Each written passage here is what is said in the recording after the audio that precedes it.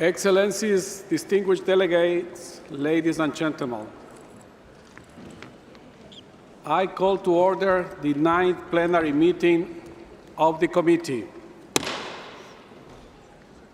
Please, dear colleagues, take your seats.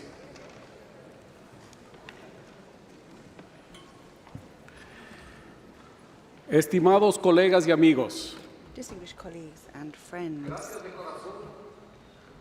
thank you from the bottom of my heart for being here at this closure session of the INC 5.2. Your presence here is more than an institutional duty. It is a sign of commitment to a cause that unites us all, a noble cause which seeks to address one of the gravest environmental crises of our times, plastic pollution. This path is not a short one, but rather a marathon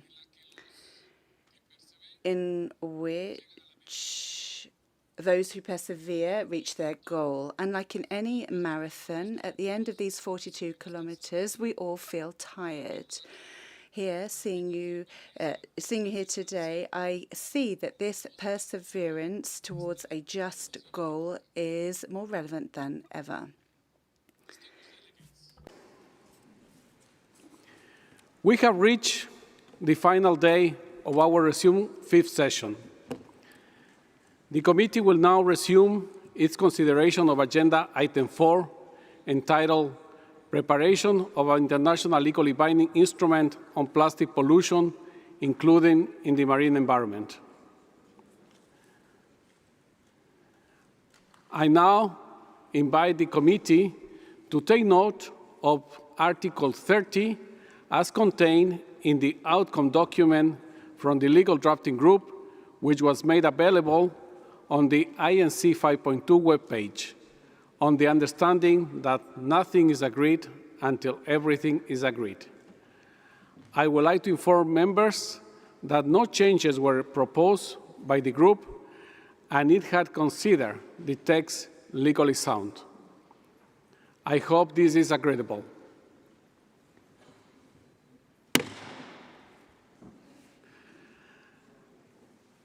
As members will recall, I had circulated a draft text proposal on 13 August, on which delegations had expressed their views at the plenary meeting on 13 August. After the plenary on 13 August, I met with regional groups to hear members' views on my first draft text proposal. My team and I took careful notes of the views expressed by members. On Tuesday night and throughout the day yesterday, I have continued consultations to listen closely to your views. A small working group intended to represent the spectrum of views of INC members met from 10:30 a.m. till 4 p.m. on 14 August 2025. I have convened the informal group to work towards a package of provisions that could serve as a consensus text during the limited remaining time available at the second part of INC 5. The group was co-facilitated by His Excellency Ambassador Julio Cordano of Chile and His Excellency Ambassador Ryo Nakamura of Japan. The group made good progress in the meeting, although some differences remained. There was consensus in the group that 4 elements are most important for getting agreement on the package. And these elements are production, finance, plastic products, and decision-making. There were also recognition that these 4 elements are interconnected. I would like to thank the ambassadors for their tireless effort in facilitating these very productive consultations. With the views from consultations with the regional groups, meeting with members, and the report from the ambassadors on the work of the informal group, I produce a revised draft text proposal. I appreciate that members took this exercise in a constructive manner. I have deeply listened to your feedback, which has guided me in producing this revised proposal.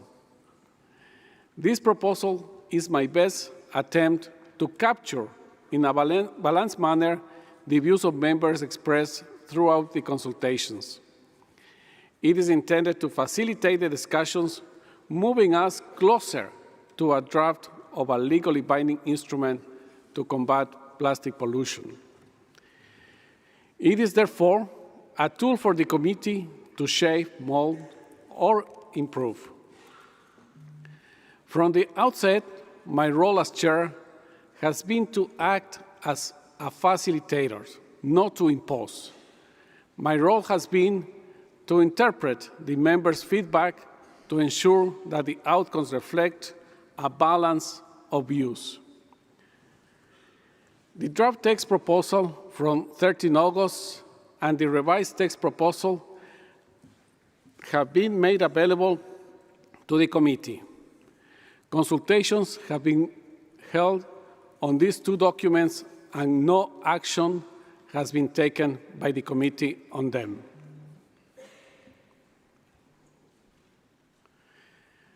Having heard the statement by members, no further action is being proposed at this stage. The committee has thus concluded its consideration of item 4.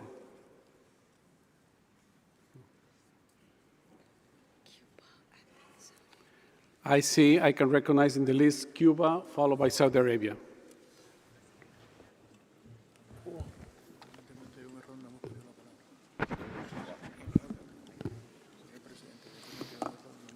Señor Presidente.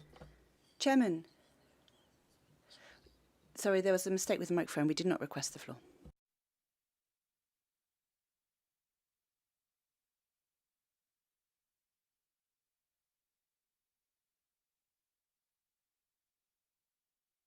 Thank you, Cuba.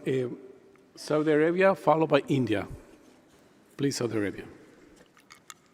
Thank you, Mr. Chair, for giving us the floor. We recognize that it's quite a late or early hour, depending on how you choose to look at things, so we would like to keep this as brief as possible. But we want it on record, since the consideration of the second draft iteration of text was done in an HOD+1 format and not in plenary, that the text was rejected by many groups in the HOD+1 format and was not recognized as a basis for further negotiation. We take your point that both the draft text of the 13th of August as well as the draft text from the 15th of August will be both taken note of in the meeting report.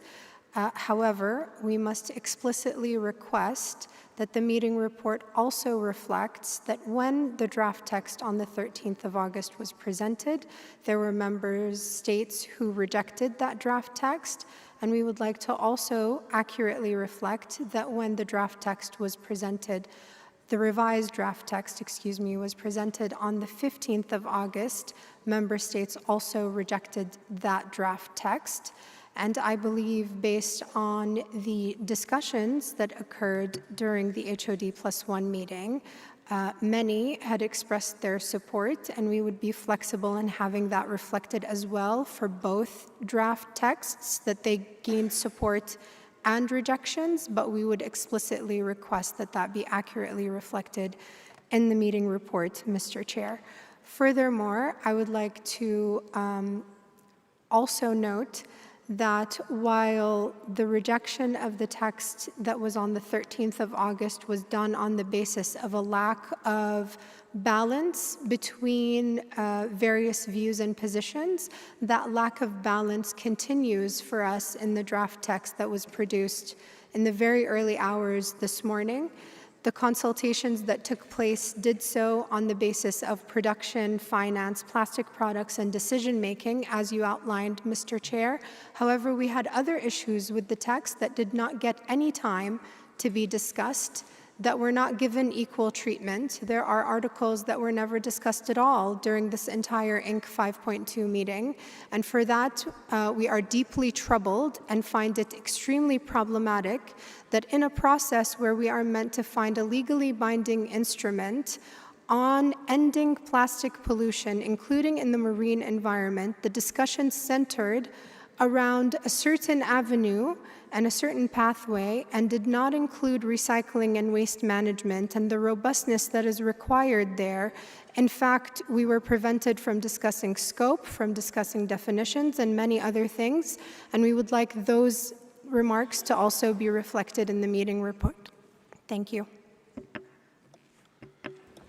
I thank you, Saudi Arabia. I give the floor now to India, followed by Uruguay. Thank you, Chair. We would like to express our views on the consideration of the two reports, two texts shared by Chair, one on 13th, the other yesterday, in fact, early hours of today. And as we also discussed in the informal HOD's meeting, that the factual status of the consideration of this report, these reports must be reflected in the report, and the factual status is that there was no consensus that could have been achieved among all the parties and the views on the two chairs' text, and we expect that it is, and there were parties which rejected the two reports in both the on both the texts, and as such, we would like this to be reflected factually, and as such, we don't see that there is a possibility of saying that they were not considered at this stage. Thank you very much. And I thank you, India. Now I'd like to give the floor to Uruguay, followed by Brazil. Thank you, Chairman. The delegation of Uruguay would at the outset like to thank you and the ambassadors of Chile and Japan for having provided new chair's text for consideration by this committee. We regret that we cannot agree with some of the previous statements delivered regarding the consideration of both texts. Indeed, neither of them has apparently enjoyed the consensus of this committee to replace the chair's text from December 2024 as the basis for our negotiations. Not having consensus on those texts is not the same thing as they're being rejected. Both the version from the 13th and the version from the 15th of August were accepted by various delegations, but they did not enjoy consensus. It is important to take into account that our work here in Geneva has provided us with a set of information, data, and agreements stemming from the work of the contact groups and the informal meetings that have been held, and that these will be useful and that they should be duly reflected in the report for our future work and negotiations. However, neither of the texts that were proposed have obtained consensus. Our delegation has supported the text presented by the chair, dated the 15th of August, in informal meetings. Why? Because that text is in line with the mandate established by UNEP in the resolution 5.14. It's not a perfect, complete text. It has a significant number of brackets, and probably some delegations do find problems in many of the articles, or several of the articles. However, it does contain the elements that Resolution 514 of the UNEP did require from the work of this committee, seeking to end plastic pollution, including in the marine environment. Chairman, we need to find a mechanism to enable the continuation of our negotiations. And that is not by establishing endless, inflexible options. We need to find common ground and paths forward. You have provided us with a text that was in December 2024, and this committee has not been able to find, for now, a way of replacing it. We have made progress. We have seen flexibility on some points. There are points of convergence, but there are also points of divergence. I do genuinely hope that we will be able to find the mechanisms and the ways to overcome these, and in so doing, meet our goal and comply with our objective. Thank you. Gracias. Thank you very much, Uruguay. I give the floor to Brazil, followed by Tuvalu. Brazil. Thank you, Mr. Chair, and I am asking the floor for a clarification.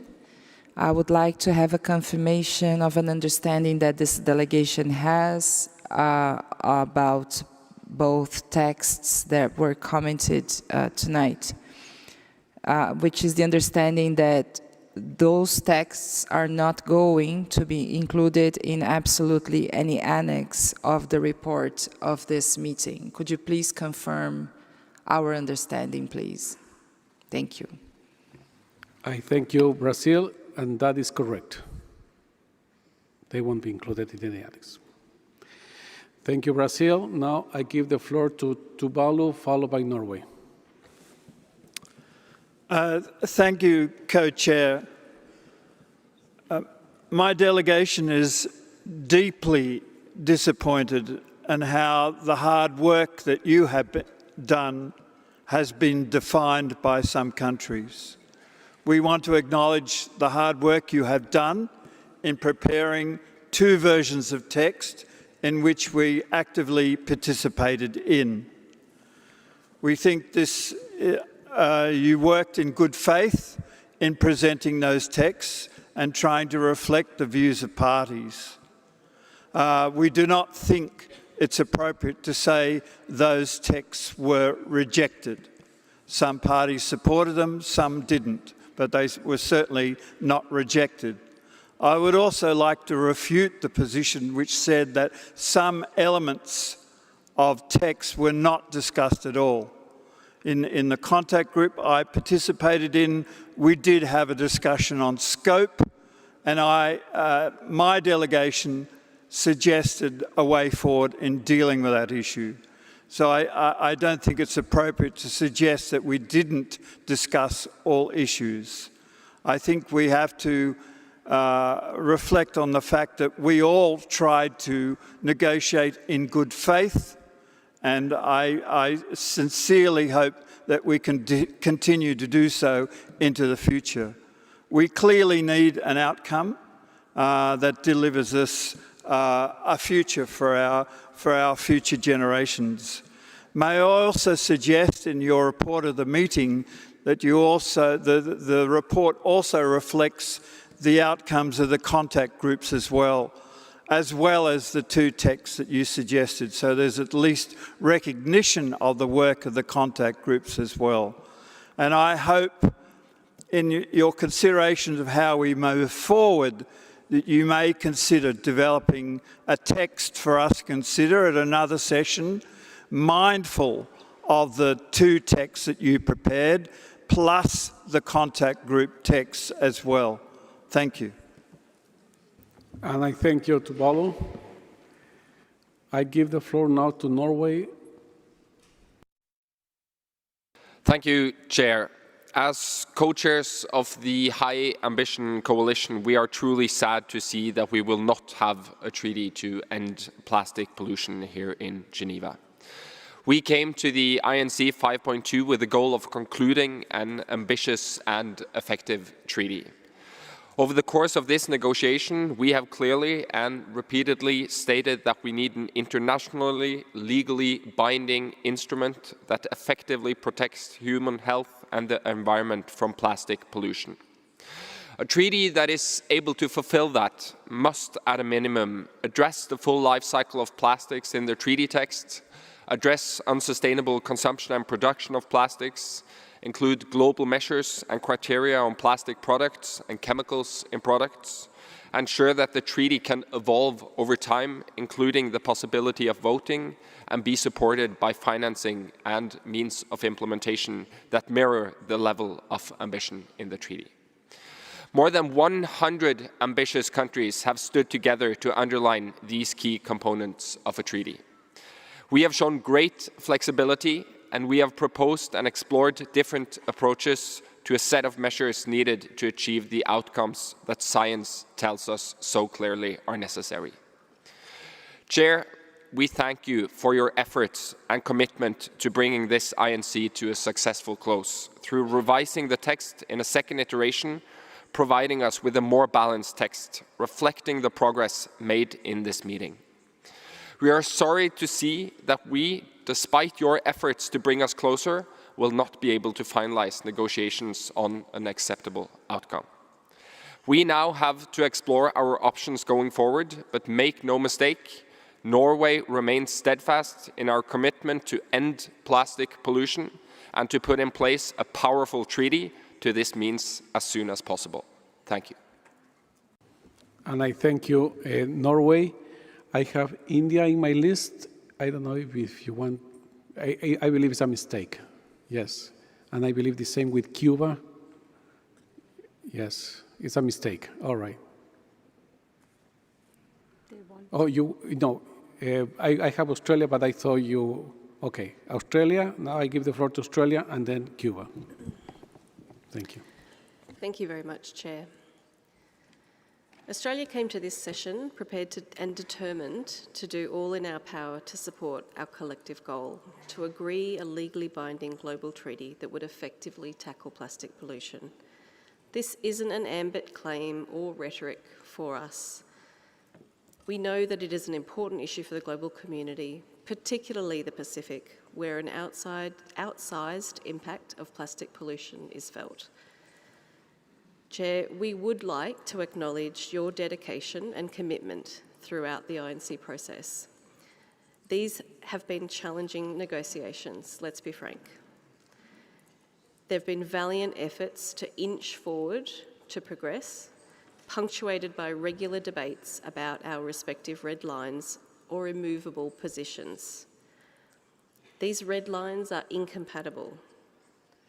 They leave no pathway for agreement.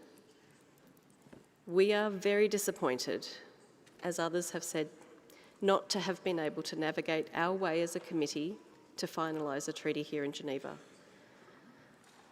Going forward, we must acknowledge that hardline positions will not allow us to move ahead. Characterising any of our discussions in terms of winners and losers only makes us all ultimately losers. We really need to embrace the constructive spirit that we've seen in so many discussions here and in previous INC sessions and take some brave decisions to move forward together. For Australia, we do take some comfort in the fact that we have advanced a lot in our common understanding. We've heard the positions of many others, and we do believe that the various reports and updates, the various work we've undertaken that has been shared with this committee over the past 10 days will be a good source of information and ideas that can help us in our future work. Thank you, Chair. And I thank you, Australia. I give the floor now to Cuba, followed by Kenya.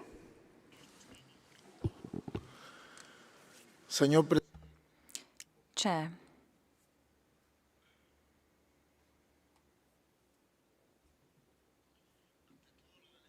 At the outset, the Cuban delegation would like to thank you for your tremendous efforts and those of your team. We consider that all of the proposals that have been presented during this process for states and groups of states and by states and groups of states and the text presented by the chair since Busan and right up to now can be considered in future negotiations. All these documents equal terms and with equal status should be taken into consideration. We do not support pinpointing or singling out one of the documents as the sole basis for negotiations. Each delegation should have the right to decide which documents or proposals they consider most appropriate as the main reference to be used during future negotiations. There is clearly no consensus on any of the texts that have been presented by the chair, and that has to be duly reflected in the final report of this session. Chairman, Cuba regrets that it has not been possible to reach an agreement today regarding the Plastics Convention.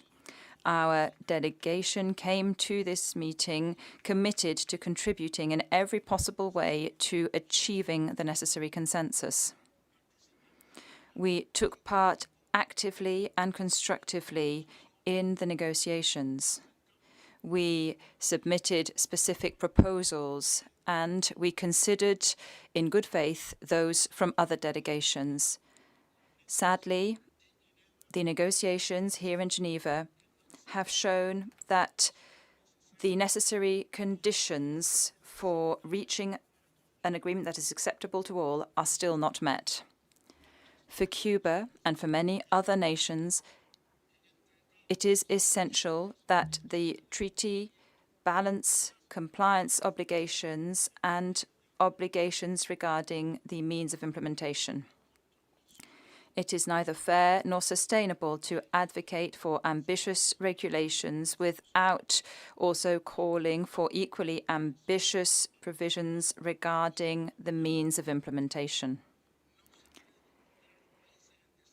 You cannot impose rigorous legally binding obligations regarding compliance on developing countries without at the same time ensuring that developed countries, who are largely those who are historically responsible for plastic production, taking on legally binding obligations for ensuring that there are the necessary financial and technological resources for implementation. The treaty cannot be effective without sufficient financing. There has to be a predictable and stable finance mechanism. Developing countries require resources in order to effectively address plastic pollution. Otherwise, the implementation of the instrument will be limited and uneven. The treaty cannot ignore the historic responsibilities of developed countries in plastic pollution, nor can we ignore the national circumstances and capacities of individual countries. Chairman, we have missed a historic opportunity, but we have to keep going and act urgently. The planet and present and future generations need this treaty. We have a responsibility to ensure the continuity of this process until we reach our goal, always working on the basis of consensus. There is no other effective way forward. Fragmentation and divisions that stem from decision-making by vote would make this instrument implode, and it would turn it into a mere decorative instrument. This has to be a collective endeavor with responsibilities and obligations that are shared, fair, and balanced.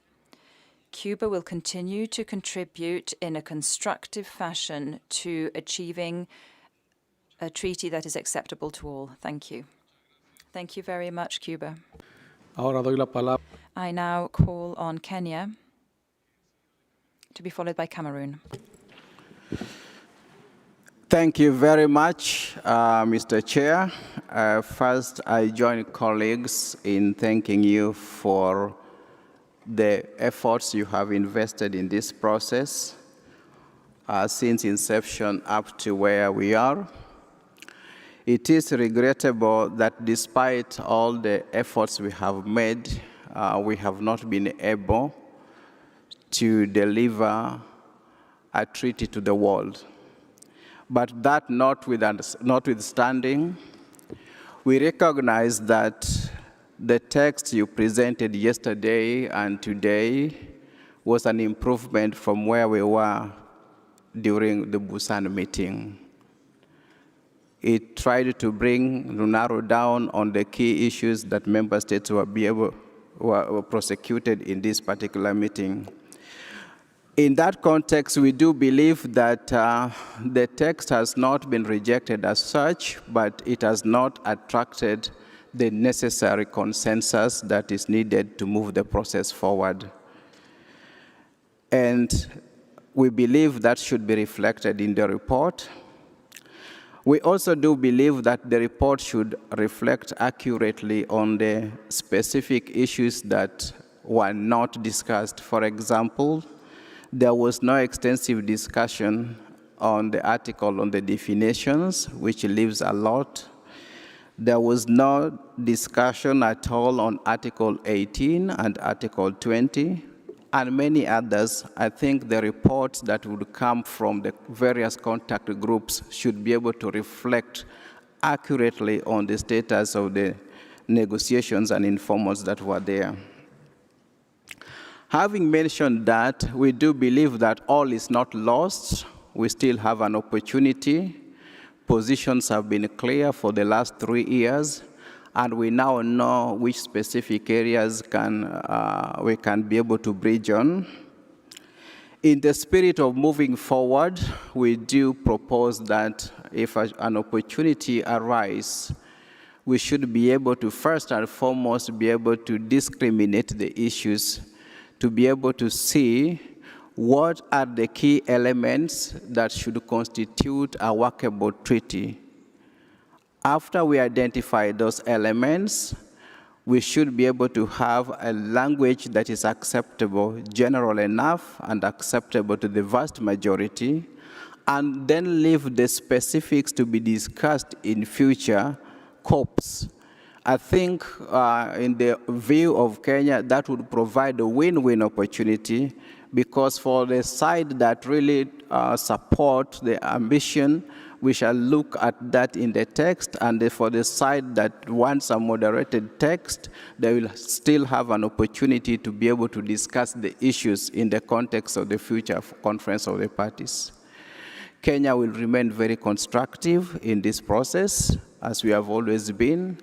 I would urge that the process remains transparent and inclusive, with all the views of member states reflected.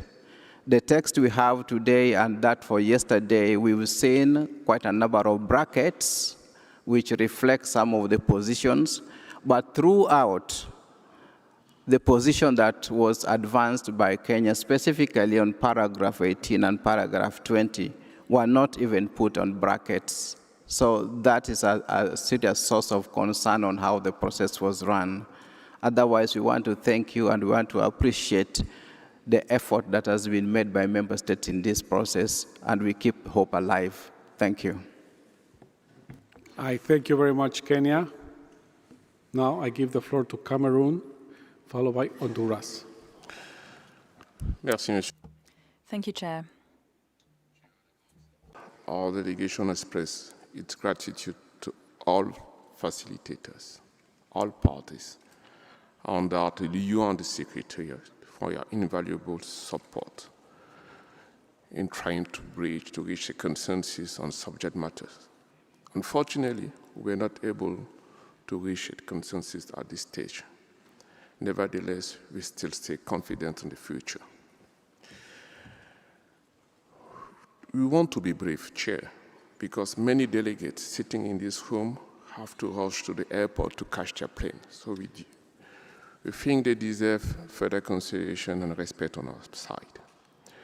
Concerning the way forward, Chair, we are of the view that as of now, what we need to do is to either make some sort of suggestions on the draft report, on the structure of the draft report, some circulated by the Secretariat, I think yesterday, without prejudice to further considerations by party once the completed draft report will be shared amongst members. Nevertheless, members are free to share their views and eventually request their statement could be included in the annex of our discussion, of our meeting, as usual. But we think we should avoid to, at this stage, at the later stage, to engage into conflictual or eventual conflicting or contentious issues which is of no use. Monsieur le Président. Chairman,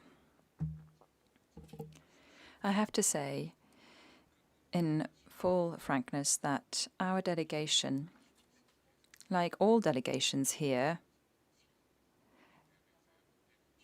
have comments and possible reservations regarding the articles that were presented in the various texts.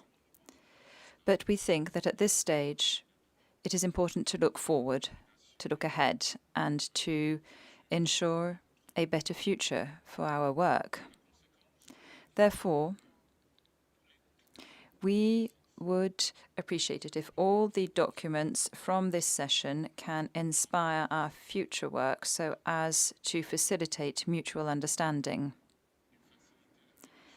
and to facilitate the drafting of a text which finally would benefit from consensus. We do believe in our common wisdom. We trust in our ability to work together in order to strike the right balance. We are also certain, as are many parties here, that there is no perfect agreement, and that a perfect agreement requires compromise, mutual compromise, which will, of course, give rise to a lack of satisfaction as well as a good deal of satisfaction. That is just the reality of international negotiations. For Cameroon, we will always be constructive, and what we wish to say here is that we want to work on an agreement that is ambitious, but also realistic. An agreement that will make it possible to start somewhere. It is time to start working on a common consensus, at least a bare minimum of it, and that will enable us to build trust, which is highly necessary for us to ultimately deliver on the mandate that has been entrusted to us. Rest assured, Chairman, that you have our delegation's support, and we would like to sincerely thank all delegations who have taken part in these negotiations, and we'd like to say that we have appreciated all their statements. Thank you. Thank you, Cameroon. And I give the floor to Honduras, followed by Uganda. Muchas gracias. Thank you very much, Chair. My delegation would like to thank you for your work, as well as the work of the ambassadors of Japan and Chile. Honduras recognizes the substantive progress that has been made in this latest revised version, but we note with concern that there are still gaps which we have already mentioned in various meetings and which we consider must be addressed in order to ensure an effective treaty that is up to the challenge that we face. We feel that right now the text does not include the principle of proportionality, which is absolutely essential for ensuring that measures rise to the urgency of the challenge. And we also remain flexible as to we do not believe that there should be a room for ambiguous interpretations. We do recognize that the financial mechanism also requires clear references for coordination with other multilateral fora in order to avoid duplication. We would like to reiterate that we need specific operative provisions. There is a lack of minimum basic criteria regarding specific measures aimed at reducing plastic production. And finally, we would like to reiterate the importance of including principles such as shared but differentiated responsibilities, as well as the polluter pays principle, among others. We regret that this is not reflected in the provisions. It needs to be in the operative provisions and not just the preamble, so as to ensure that they are effective. Honduras would like to reiterate its commitment to continuing work with a view to developing an ambitious, fair strategy that is fully in line with Resolution 5/14 of UNEP. Thank you. Muchas gracias, Honduras. Thank you very much, Honduras. Ahora la palabra. I now call on Uganda, followed by the European Union. Thank you very much, Mr. Chair, for your unwavering efforts to finding us convergence zones, despite the lack of agreement on both your proposal 1 and 2 at this session. Despite your attempts and all efforts of our collective work, it's clear that your latest iteration has not been adopted by the committee because of very many controversial elements it contains, most importantly, veering off the INC mandate and, more sadly, having no means of implementation. We are rather disappointed and frustrated, but our ambition to deliver a treaty that effectively addresses plastic pollution remains our utmost goal. We call upon the members that continue to divert our collective path to ending plastic pollution with controversial issues outside the mandate of INC to reflect on their actions that continue to deliberately hinder us from achieving our ambitious goal of ending plastic pollution, including in the marine environment. As we leave Geneva with disappointment and sadness of not having agreement on a much-needed and awaited treaty, we remain optimistic that another session will be organized to continue our collective efforts to agree on a treaty to end plastic pollution. If such a session is to be convened, it's our understanding that we shall start from the last stage of official negotiations at this session, and that is the work of the contact groups as submitted to plenary, with ability by members to add or remove from the text.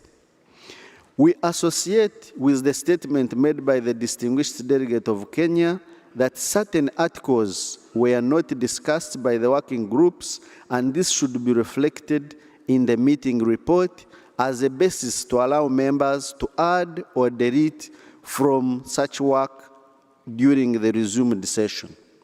We remain committed to engage constructively to achieve our collective goal of ending plastic pollution. Thank you, Mr. Chair. And I thank you, Uganda. Now I give the floor to the European Union.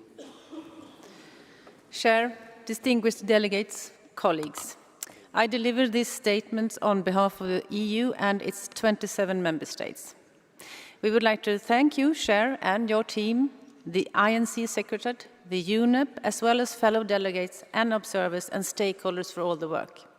Our special thanks and appreciations goes to our host, Switzerland, for the commitment and hospitality and for making sure the delegates have had the best possible conditions and that the organization ran smoothly. Chair, we cannot hide that the European Union and its member states had higher expectations. We came to conclude a global plastic treaty here in Geneva. We have confidence in the science that impels us, confidence in the people that pushes us, confidence is a majority of the countries of both developing and developed that are aligned. And the businesses and civil society who wants a global binding treaty for a clean, competitive and circular economy and public health and well-being. That was what we fought for. We have not managed to get there, but we have advanced significantly in our joint work and have a new improved draft on the table. Chair, your last draft falls short on our demands on a number of points, but we realize that the perfect cannot be the enemy of the good. So we see the outcome of this session as a good basis for a resumed session INC 5.3. But let us also be honest and learn from the process that has brought us here today. We must then also reflect on how we can work together better in the time to come. And as I look around the room, I see fathers, mothers, grandparents, aunts and uncles. We all have a responsibility to solve one of the most existential problems of our time, plastic pollution. We owe this to our children and future generations. The EU is clear. We do not accept a stillborn treaty. We do not accept that we cannot strengthen an action over time. So that is why we will keep striving for better. I cannot help thinking of my 2-year-old granddaughter, Sophie. Her name means wisdom. I wish us all a lot of wisdom as we move forward. The earth is not ours only. We are stewards for those who come after us. Let us fulfill that duty. Thank you. Thank you very much to the European Union. Now I give the floor to Grenada, followed by Qatar. I thank you, Chair. It is important to the Government of Grenada that the outcomes of this session is well recorded and reflects the progress made at this meeting. We therefore support the suggestion by others that the outputs of this meeting, the contact group reports, and your proposed text must be acknowledged, noting that 1, there were expressions of support and rejection for your text shared on the 13th and the 14th of August for the committee members' considerations. 2, there has not been consensus on advancing either of these texts or any action taken to advance either of these texts.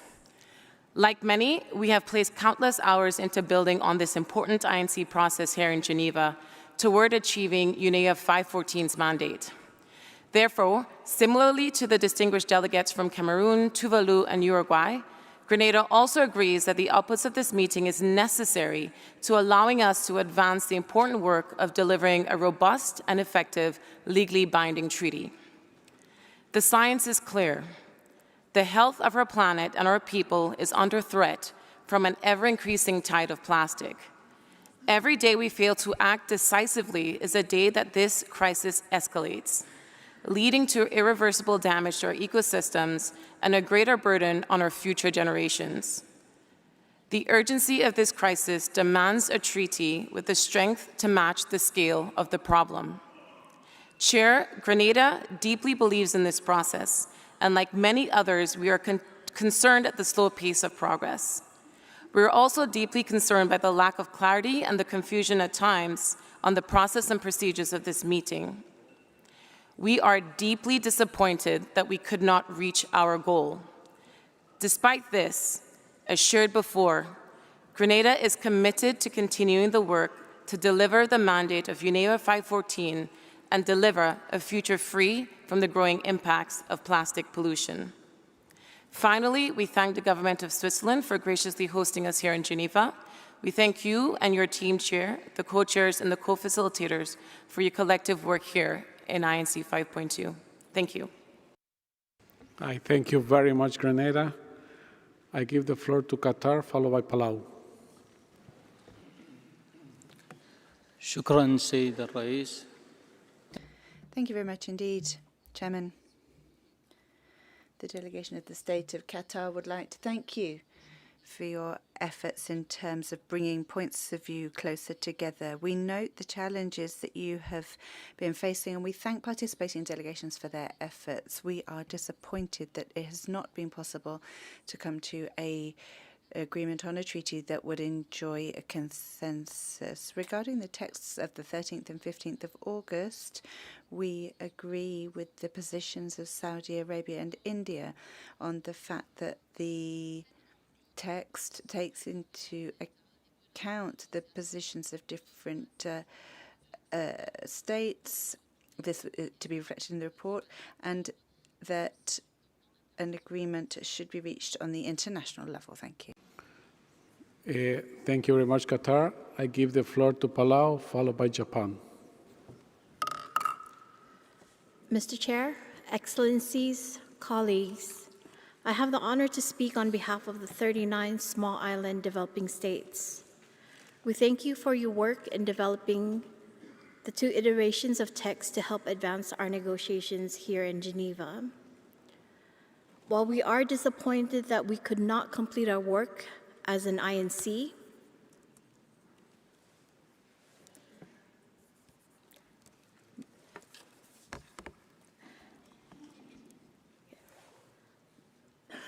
my apologies.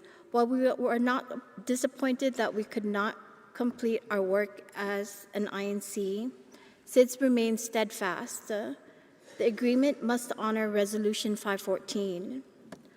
Following Busan, our discussions in Nairobi, and upon arrival in Geneva, we were clear in our ask for timely, clear instructions, the empowerment of co-chairs, more informal meetings, and consistent modes of work that could help us deliver the mandate that we were given. Mr. Chair, in the path forward, we reiterate those asks, and we emphasize the strong need for transparency, cooperation, and trust in the process. We were able to see degrees of flexibility and advancements in progress when we were given the opportunity to do so as members of the INC, who do not always see eye to eye, though the clock eventually got the best of us. We need to take into account these lessons learned and carve a path forward that would lead us to finally complete the work of this INC. We would encourage the chair to consider additional avenues for political engagements ahead of the resumed session in order to develop better understandings of the divides amongst us, so that we may reconvene with clear ideas of true compromise. Further, we are of the view that the constructive dialogue at INC 5.2 is comprehensively captured in the meeting report. This will be important to shape our discussions in the future.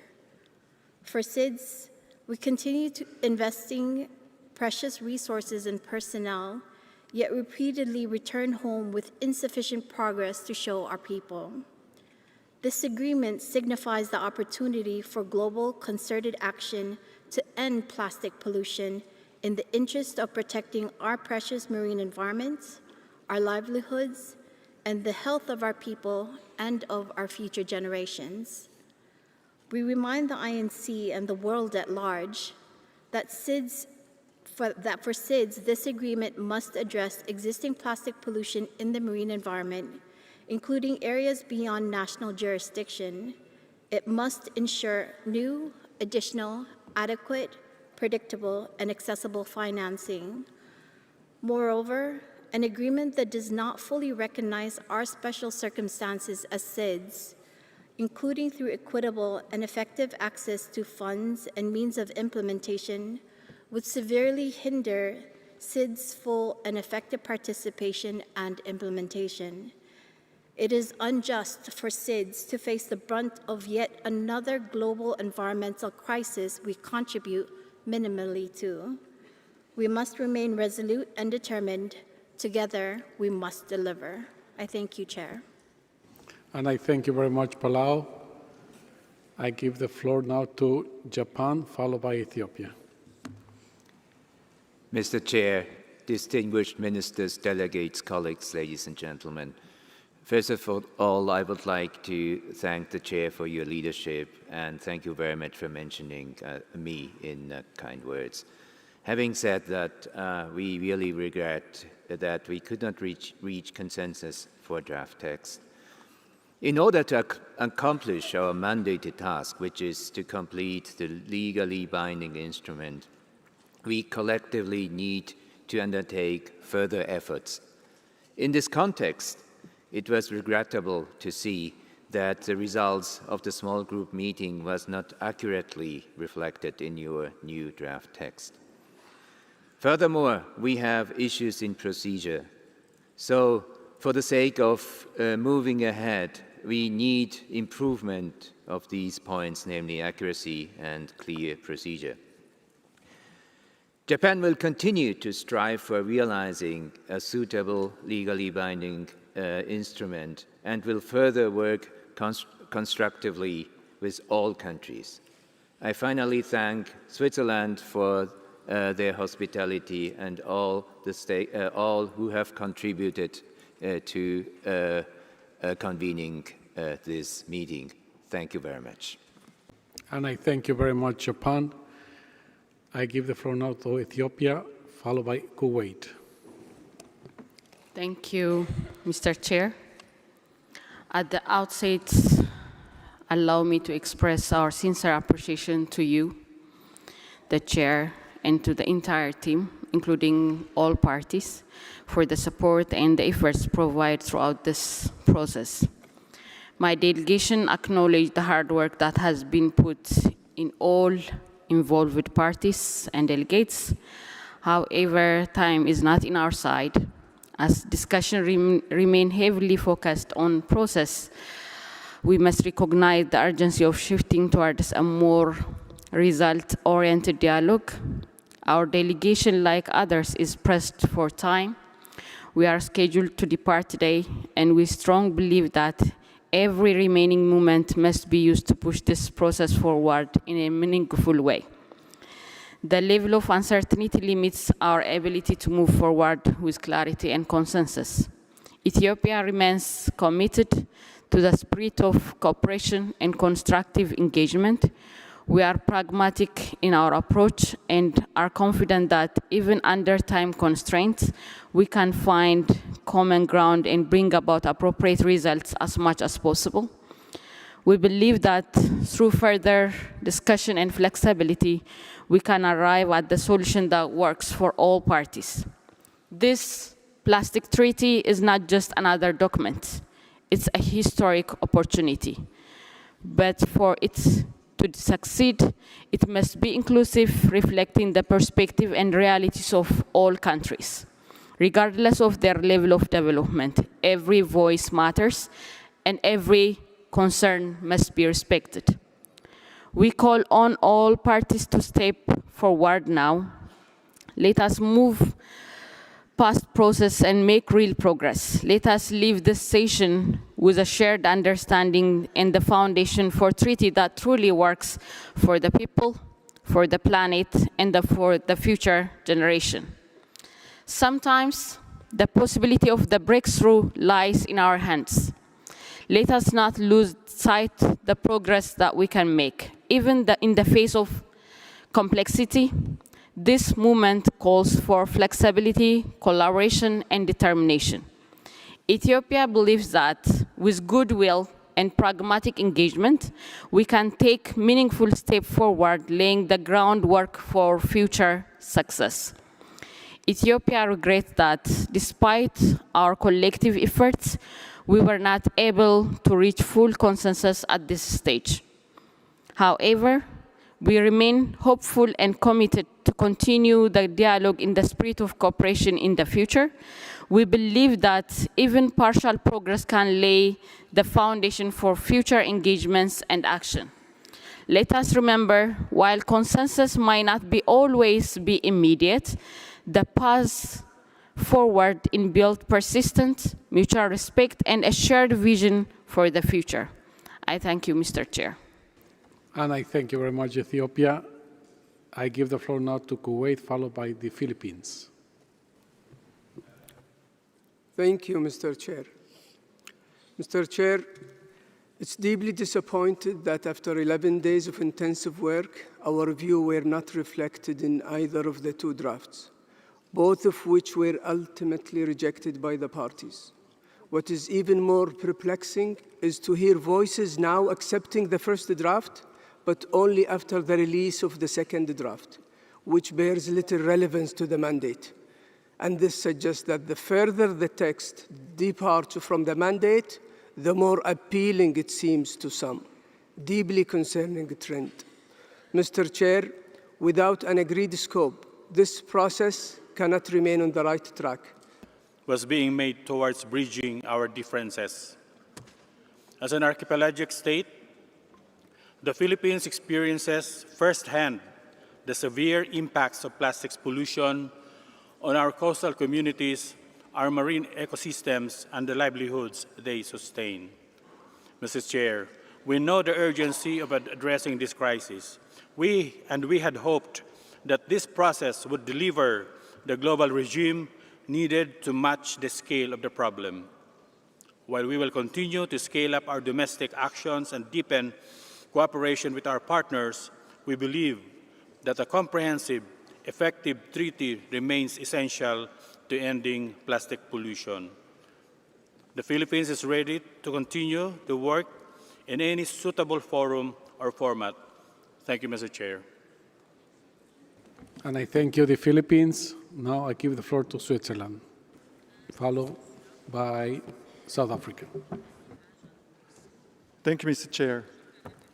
At the outset, let me support the statements from Grenada, Tuvalu, Cabo and Uruguay that pointed out that your text proposal did not find consensus but were not rejected. I'd also like to underline that we held discussions on all stages of the life cycle, including waste and scope. An article on scope is even incorporated in your text from August 15th. Chair, this is a difficult moment. We were honored to welcome you and our colleagues in Geneva to work together to finalize an effective agreement to address plastic pollution. We are disappointed that this was not possible. It was not due to lack of commitment. You, your team, the Secretariat, the co-chairs, the co-facilitators, and all delegates worked hard. We made some progress, but we have not made a significant step that was needed. The positions were too far apart. We all know that plastic pollution will not simply stop. Therefore, our efforts cannot stop neither. Measures need to be taken along the entire life cycle at both national and international levels to address plastic pollution. Coordinated international action through an effective global treaty remains a key tool to achieve this. However, this process needs a timeout. After 6 rounds of negotiations, another similar meeting may not bring the breakthrough and ambition we need. We must take time to reflect on what needs to change and what pathways can lead us forward to establish a meaningful global agreement. This includes reflecting on how we can work with existing institutions and conventions to combat plastic pollution.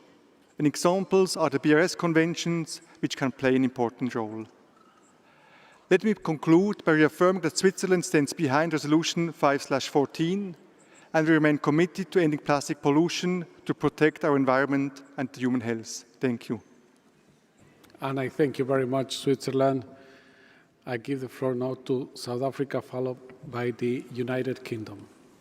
Thank you, Chairperson. South Africa is disappointed that it was not possible for this session to agree a legally binding treaty and that positions remain far apart. We remain optimistic. It is possible to achieve this objective if the process is improved. It is very clear that the current process will not work and that a deadlock-breaking mechanism is necessary given the wide diversity of views that lends itself to deadlock. We agree with the view that neither of the texts were agreed. There was no consensus.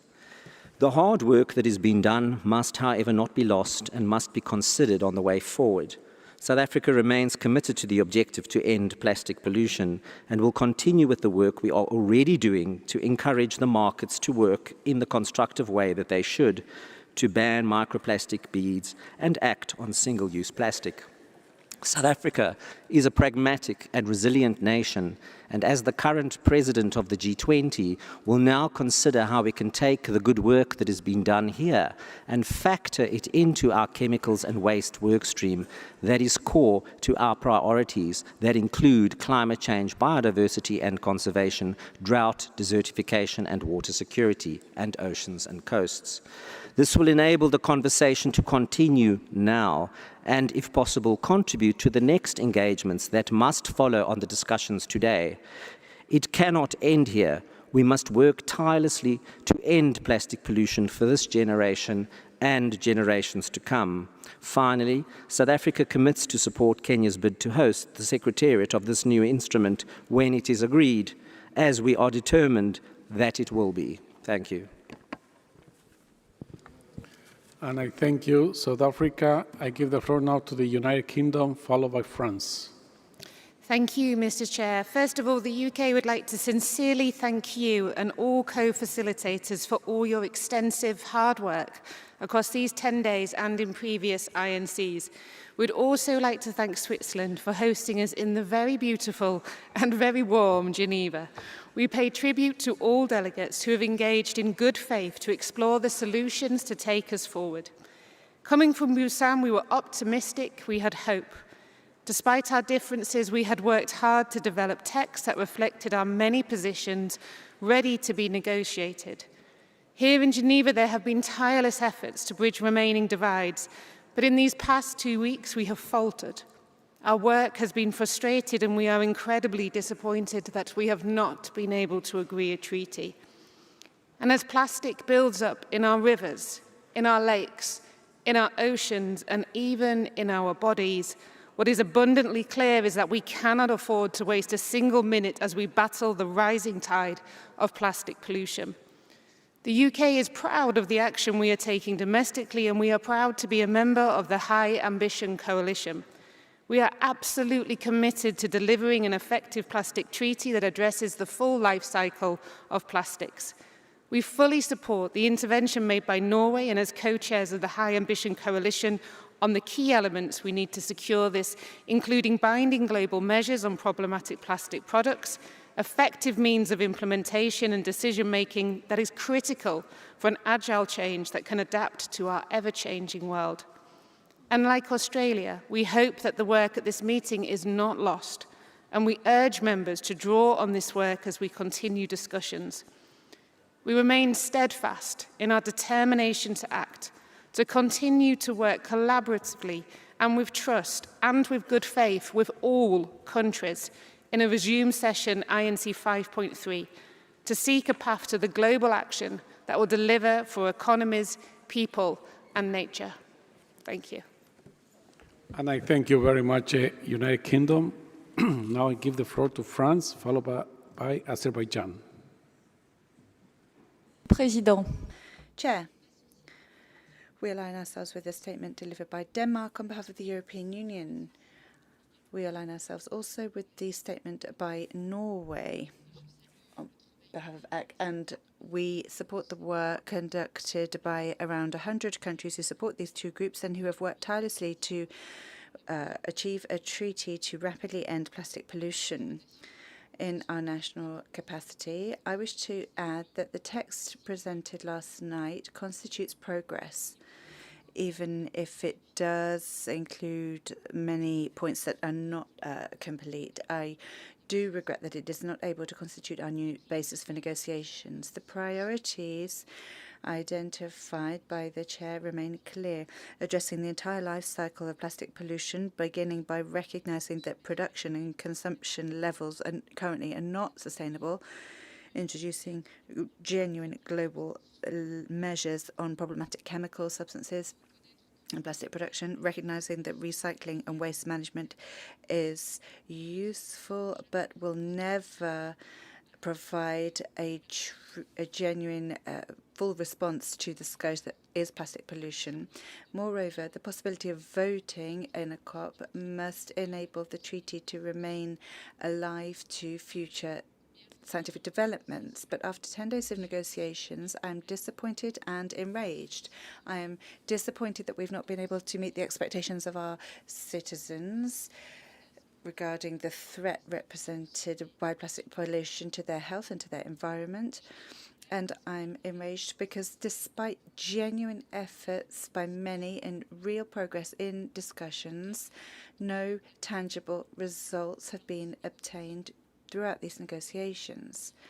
I also regret that the process has been so chaotic, and we will now draw the consequences from that. We have to rapidly resume negotiations on the basis of the genuine progress that has been achieved over recent days, so that all of this week's work is not lost, with a view to adopting a treaty that is in line with the UNEP mandate, in line with the expectations of our citizens, and that responds to the plastic pollution crisis. I would also call for all initiatives of strengthening national and transnational legislation to be bolstered to reduce plastic pollution and to protect consumers in all countries. To France, now I give the floor to Azerbaijan, followed by Canada.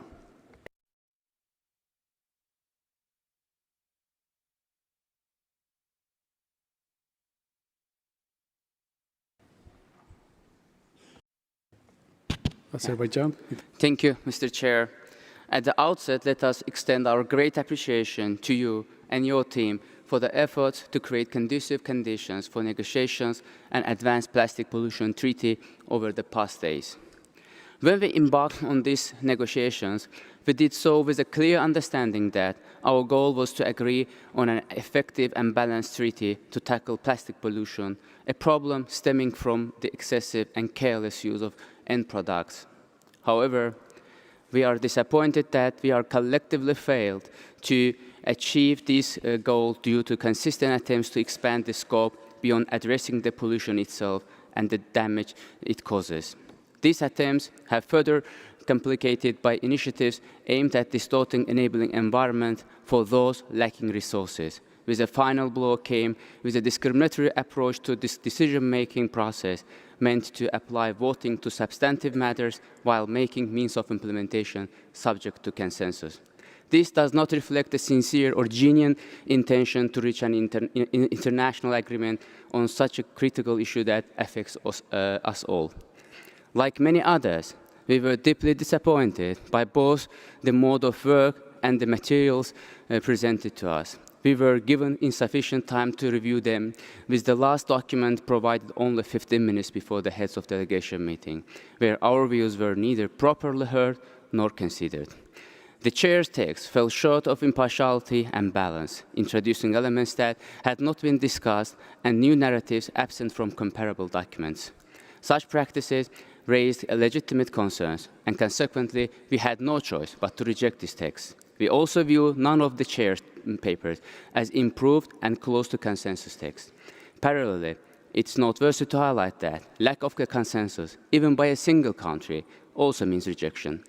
Considering the aforesaid concern, we hope that if negotiations on this matter continue, unfortunate developments happened here will be avoided, and deliberation will begin on a clean slate, producing a text that genuinely addresses plastic pollution, including in marine environment, and reflects the views of all parties in a balanced and merit-based manner. Thank you. I thank you, Azerbaijan.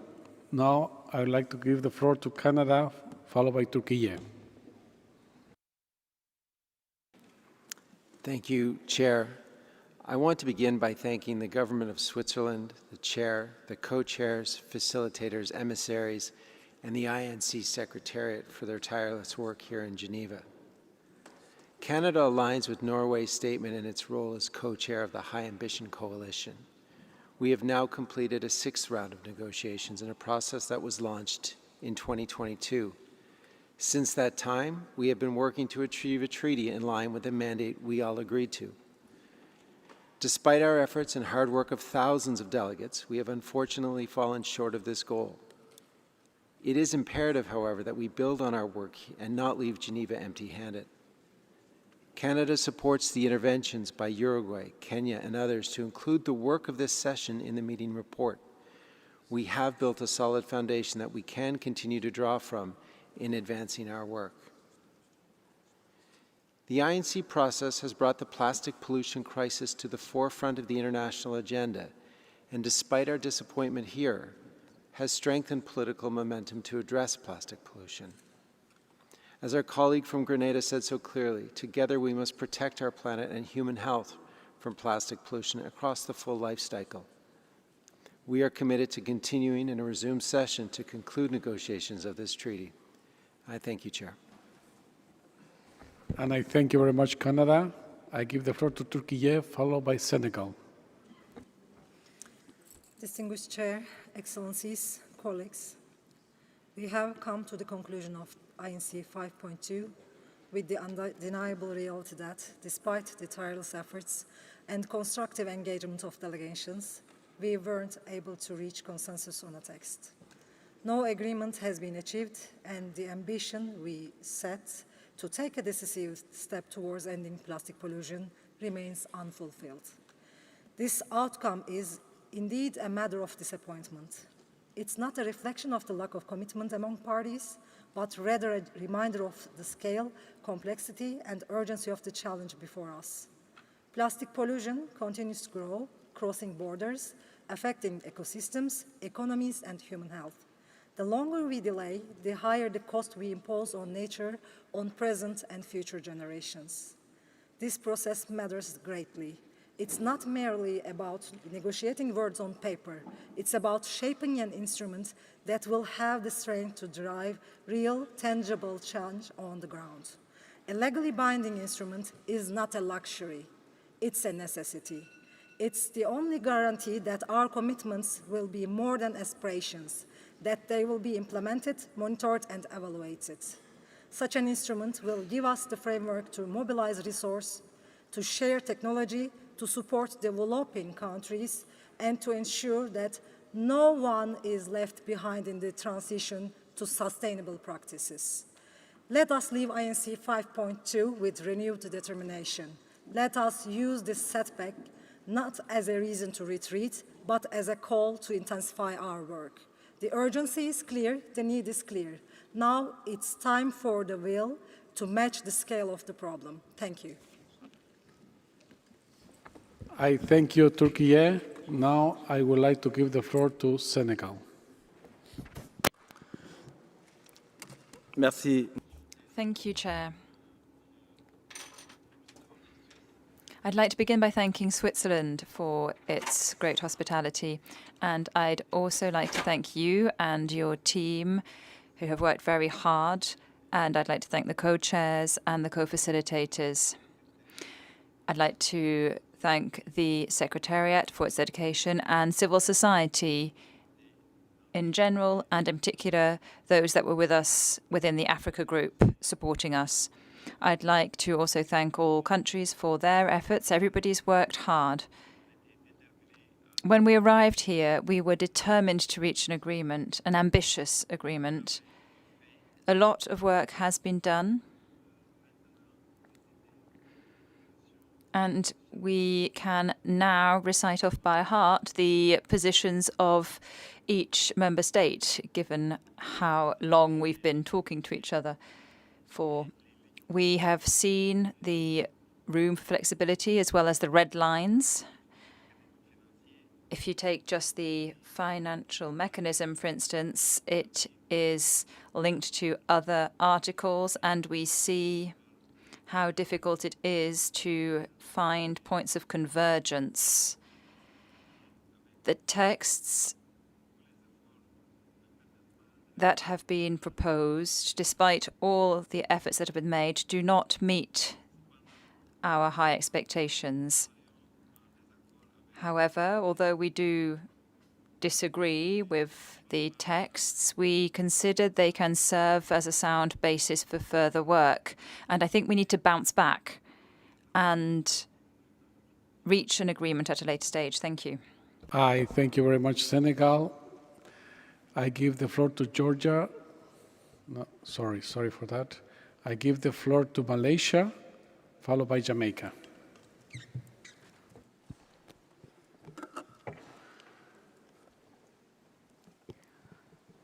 Thank you, Chair. Malaysia takes this opportunity to sincerely thanking the host country for welcoming delegations from around the world and for the warm hospitality extended.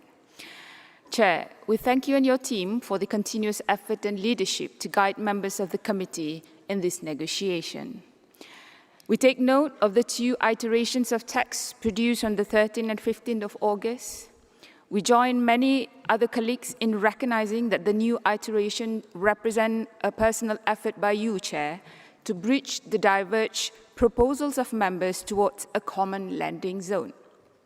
However, we remain concerned that the new iteration text released just a few minutes before we began the HOD meeting at 2 a.m. earlier still fails to capture several critical elements necessary to make the treaty realistic and practicable as highlighted by the distinguished delegate of Kuwait just now. Chair, we are united in recognizing that plastic pollution poses a serious environmental threat. Yet, we must also be pragmatic.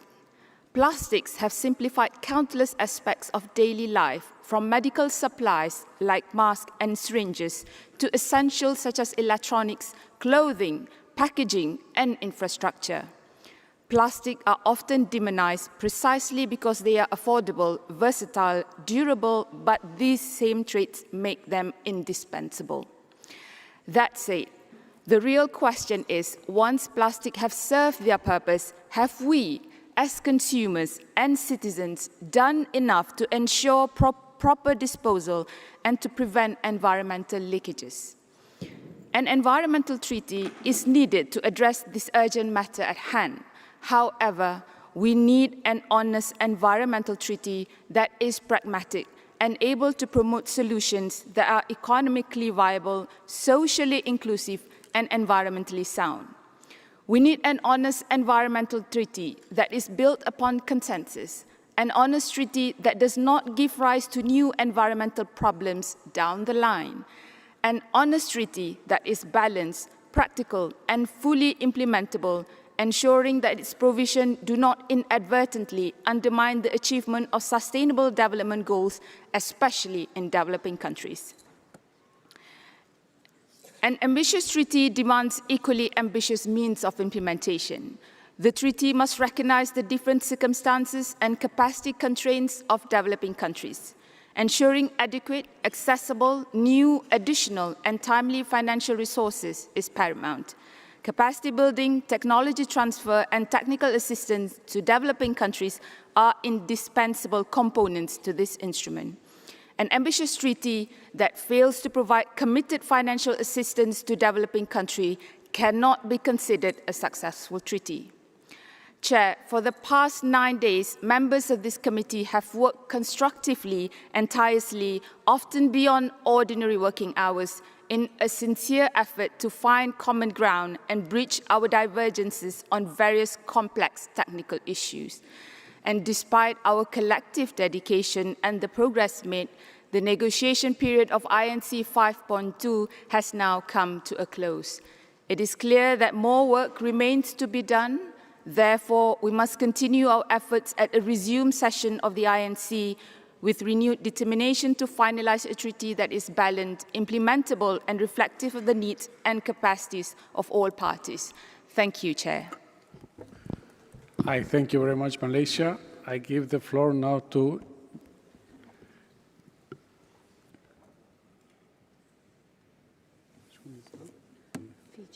Fiji, followed by Kazakhstan.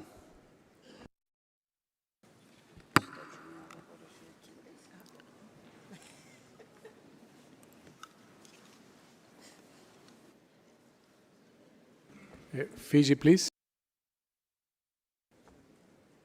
Jamaica. No?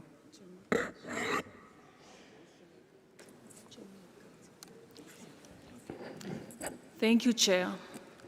Like many other committee members, we are happy to work off the basis of the revised iteration of text you provided on 15th August until we deliver on the mandate of UNEP Resolution 514. We are deeply disappointed that we could not conclude the task by INC 5.2. Pacific Seeds have traveled great distances to be here, and collectively we demonstrated the greatest level of urgency, ambition, and solutions. Day in and day out, we reached out to find common ground to move this process forward. But we will not accept it as a suggestion to restart the process or the suggestion to disregard the process we have made this far. Not only is this unfair and unjust to all of those who want to move forward in good faith, but it also undermines the principles and values of multilateralism. Chair, we draw three process lessons learned from this session. First, our time was diverted by repeated entrenched positions, We must not entertain endless reiterations. Second, over-reliance on consensus, which led to delays. We agree that consensus is worth seeking if it moves us forward, not when it stalls the process. Third, clarity in the process from the onset is of utmost importance. We ask that the next session be organized in consideration of these lessons. Committee members, time is not on our side, and every delay risks more homes, more lives and livelihoods.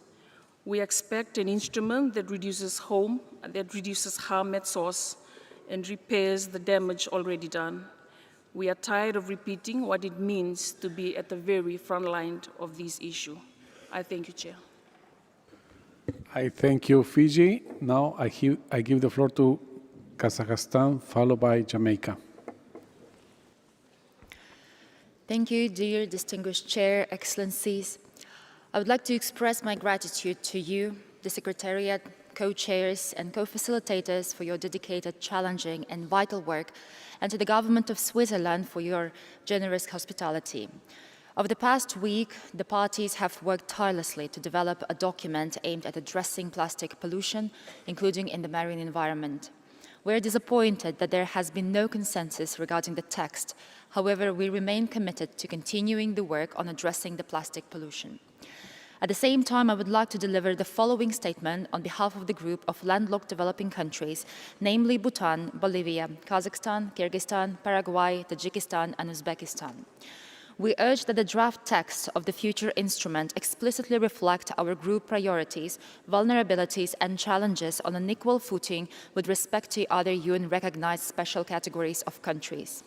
The United Nations officially recognizes 3 groups of countries with special needs and vulnerabilities, each with a dedicated program of action, including less developed countries, small island developing states, and landlocked developing countries. While LDCs and SIDS were mentioned in the drafts, LLDCs were absent, despite being an established UN category with specific, well-documented development challenges and an endorsed program of action. Our geographical and economic constraints, that is, limited access to international markets, high transport and trade costs, dependence on transit through neighboring states, and vulnerability to supply chain disruptions, directly hinder our ability to manage plastic waste, prevent transboundary pollution, and fulfill obligations under the future agreement. Addressing plastic pollution in LLDCs requires dedicated international support to overcome these structural barriers. We recall that from 5th to 8th August this year, at the 3rd United Nations Conference on Landlocked Developing Countries in Avaza, Turkmenistan, the international community reaffirmed its commitment to support landlocked developing countries and recognized the need to integrate LLDC's special development needs, vulnerabilities, and challenges into all relevant global processes and agreements. This principle must be upheld in the plastics negotiations and its outcome document. In this regard, the group calls for the explicit inclusion of LLDCs alongside LDCs and SIDS in all relevant provisions of the draft text, particularly with respect to financial resources, technical assistance, technology transfer, and capacity building measures essential for implementation. I thank you.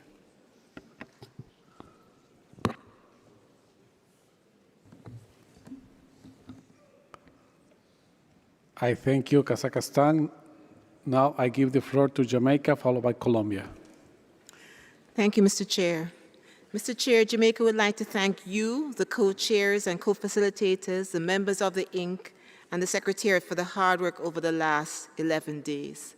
We'd also like to thank the government of Switzerland for hosting us in Geneva. Sadly, we were unable to achieve our mandate as per UNEP Resolution 5/14 at this session. However, we have advanced in our collective understanding on key issues. This will set the stage for more constructive discussions at our next session to allow the INC to deliver the long-awaited text of the globally legally binding instrument to end plastic pollution, including in the marine environment. The task of negotiating the plastic treaty was never going to be an easy one, given the complexity of the subject matter. Indeed, it is a marathon rather than a sprint. However, it is not an impossibility, but will require the renewal of the collective will and commitment of the INC membership to continue in a just, equitable, transparent, and inclusive manner. We must talk to each other, not talk at each other, in order to identify those innovative and creative solutions to end global plastic pollution. It is important that the finalized treaty is fit for purpose with strong underpinnings. This includes global measures, not only national measures. That will not do it. Robust means of implementation, decisive decision-making provisions, strong institutional arrangements, including the requisite subsidiary bodies, and proactive engagement of key stakeholders, including indigenous peoples, local communities, academia, and the private sector. The success of the process does not end with the negotiation of the instrument, but its subsequent entry into force and its ratification and accession by a wide variety of countries, not a one-size-fits-all. Business as usual is not acceptable, and we are sure the members of the INC will rise to the occasion. Jamaica will continue to engage constructively in the process, and we all ask all INC members to do as such. The intersessional period will allow us an opportunity to rethink and regroup as we go into the next session. Thank you, Mr. Chair. I thank you very much, Jamaica. I give the floor now to Colombia, followed by Bahrain. Gracias. Thank you very much, Chair. Chairman, distinguished delegates, Colombia would like to begin with thank the chairman as well as the co-facilitators and all the delegations who took part with a sense of commitment and dedication in this process. These have been intense days with endless hours of work and countless efforts made by many in quest of a common objective, ending plastic pollution. Unfortunately, and despite the fact that the vast majority of countries came with a constructive attitude, ready to demonstrate flexibility and readiness to find solutions, we have seen how the negotiations were consistently blocked by a small number of states who simply don't want an agreement. The result is that today, after so much work and so many opportunities to make progress, we are unable to deliver the treaty the world is waiting for.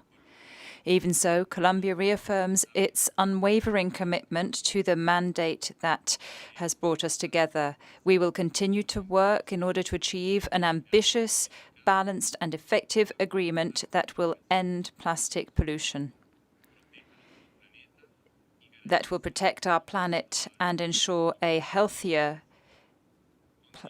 future for generations to come. We will continue to negotiate in good faith with the hope that sooner rather than later we will manage to overcome gridlocks and provide the treaty that the world so direly needs. Thank you. Thank you very much to Colombia. Bahrain, followed by the Syrian Arab Republic. Thank you, Mr. Chair. At the outset, we would like to align our statement with that made by the Arab Group and the LMC.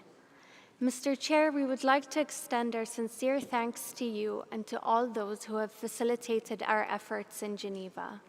We appreciate that this process has not been easy. We arrived in Geneva eager to make history. Quite frankly, we now leave disappointed, empty-handed after an opaque and ambiguous process. Mr. Chair, we have been presented with two texts in Geneva.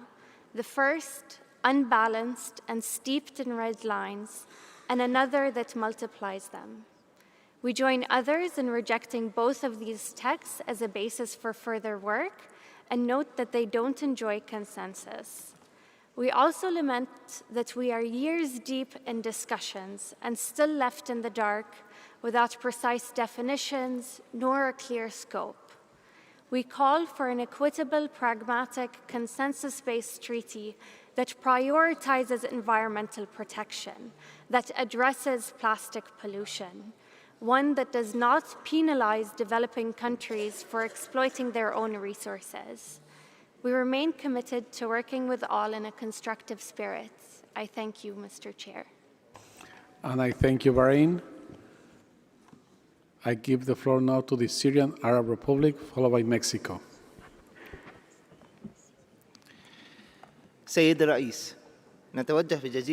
Chairman, We would like to extend our heartfelt thanks to Switzerland for its hospitality, and we thank you and your team for the constant efforts you have made to try and bring positions closer together and to come up with the last two draft texts. The purpose of this process is to achieve an international agreement that serves all of humankind and that will effectively tackle issues that are dangerous for both humans and the environment, and that it should do so in respect of justice and the principle of shared but differentiated responsibilities, bearing in mind national differences.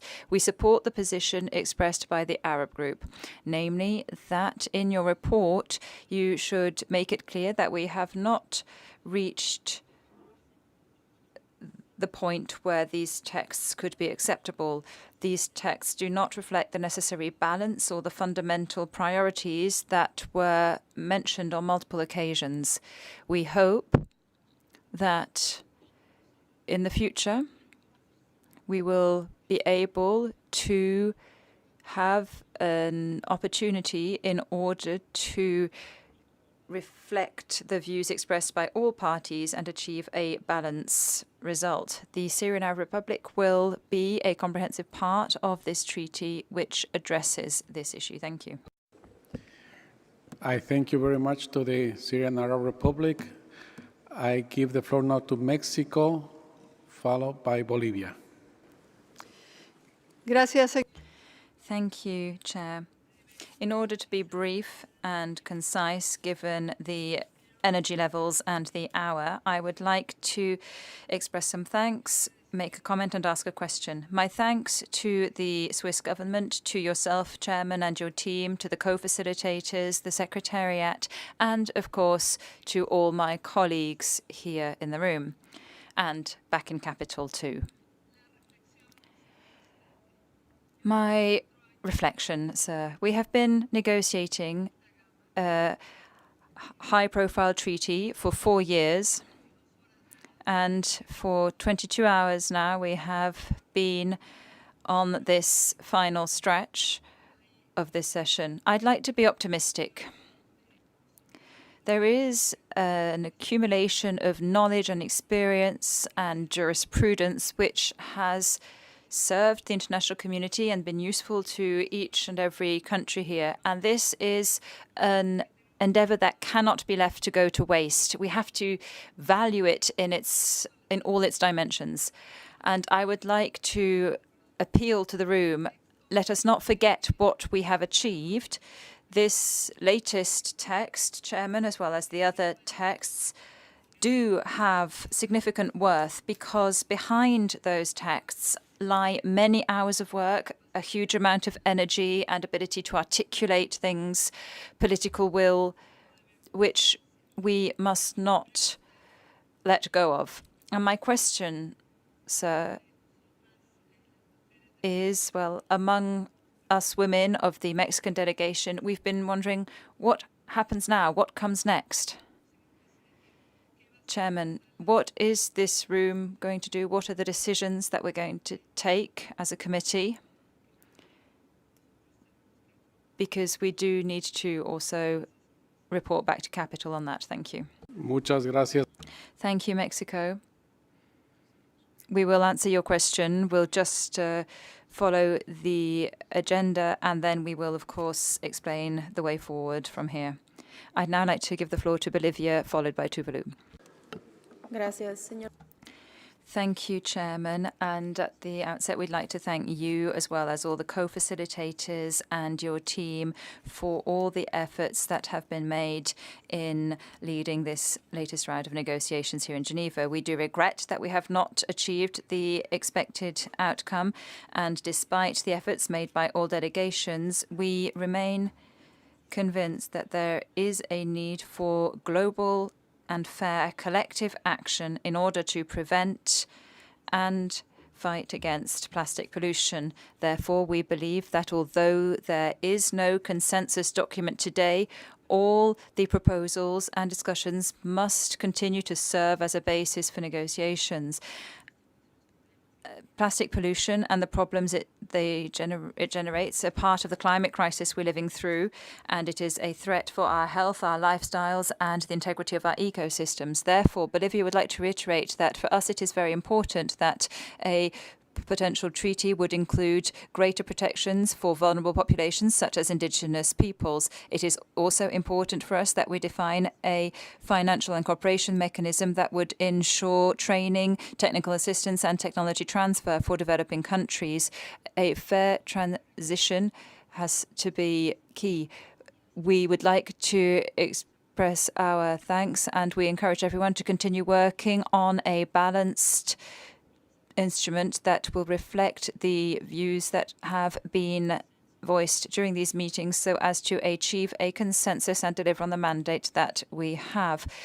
And the plurinational state of Bolivia supports you in this endeavor. Thank you very much, Bolivia. I would like to ask you, distinguished delegates, to please be brief in your statements because we still have quite a list of speakers. And as I was saying a minute ago, well, we've all been working for a long time, some of you 24 hours or more. And we do want to wrap up the plenary as soon as possible as well. But there is the list of speakers that we need to get through, so I do urge you all to be concise. Thank you. Floor now to Tuvalu, followed by Namibia. Thank you, Chair. I make this statement on behalf of the 14 Pacific Small Island Developing States and align myself with the statement made by Palau on behalf of the Alliance of Small Island States. We wish to offer you our gratitude, Chair, and your team for the tireless efforts to get us to the end of INC 5.2. We attended these negotiations hoping that today we would reach a historic agreement to begin the global action to end plastic pollution, especially in our marine environment. Unfortunately, despite our best efforts, no agreement has been reached, and we leave empty-handed. For our islands, this means that without a global cooperation and state action, millions of tons of plastic waste will continue to be dumped in our oceans, affecting our ecosystem, food security, livelihood, and culture. We will take our best efforts, but this will not be enough. Without mandatory global measures, our islands will also continue to unknowingly import plastic products and chemicals of concern. Mr. Chair, we believe our Pacific Seas have engaged and negotiated in good faith until the very end. We came to construct, not to obstruct. We had our red lines, but we're prepared to make concessions in the interest of arriving at a package deal, amendable to all.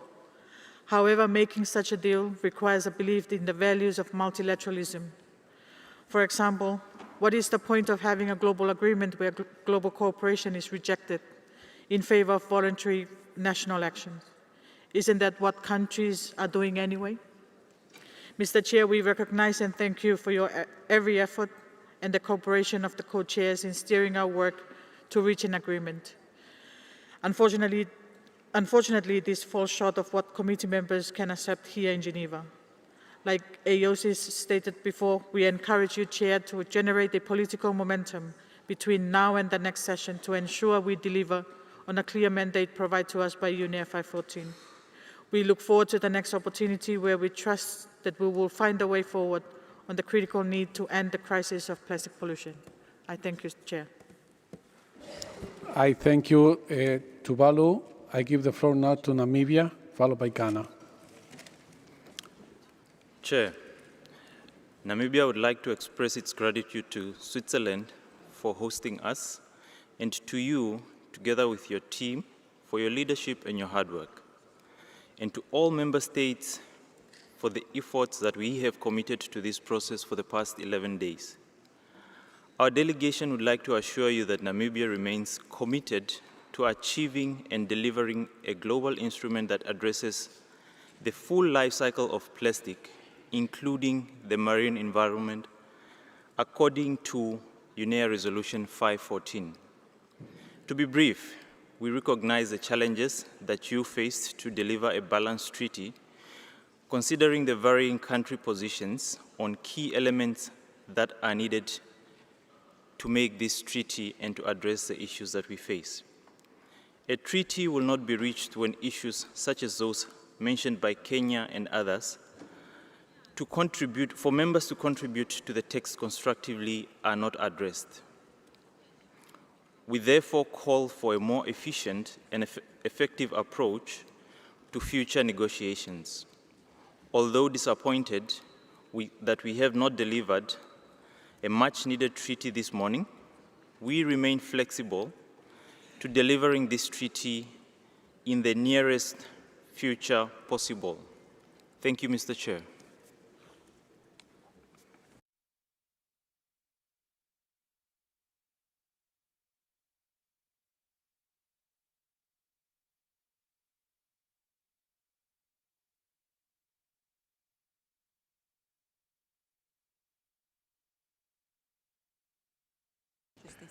I thank you very much. Now I give the floor to Ghana, followed by Panama.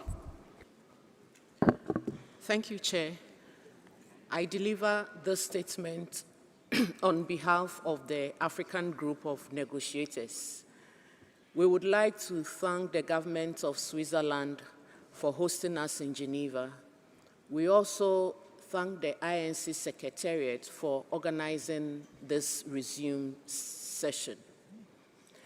Distinguished delegates, we, the Africa region, reaffirm our common ambition to end plastic pollution through a legally binding global instrument that protects human health and the environment.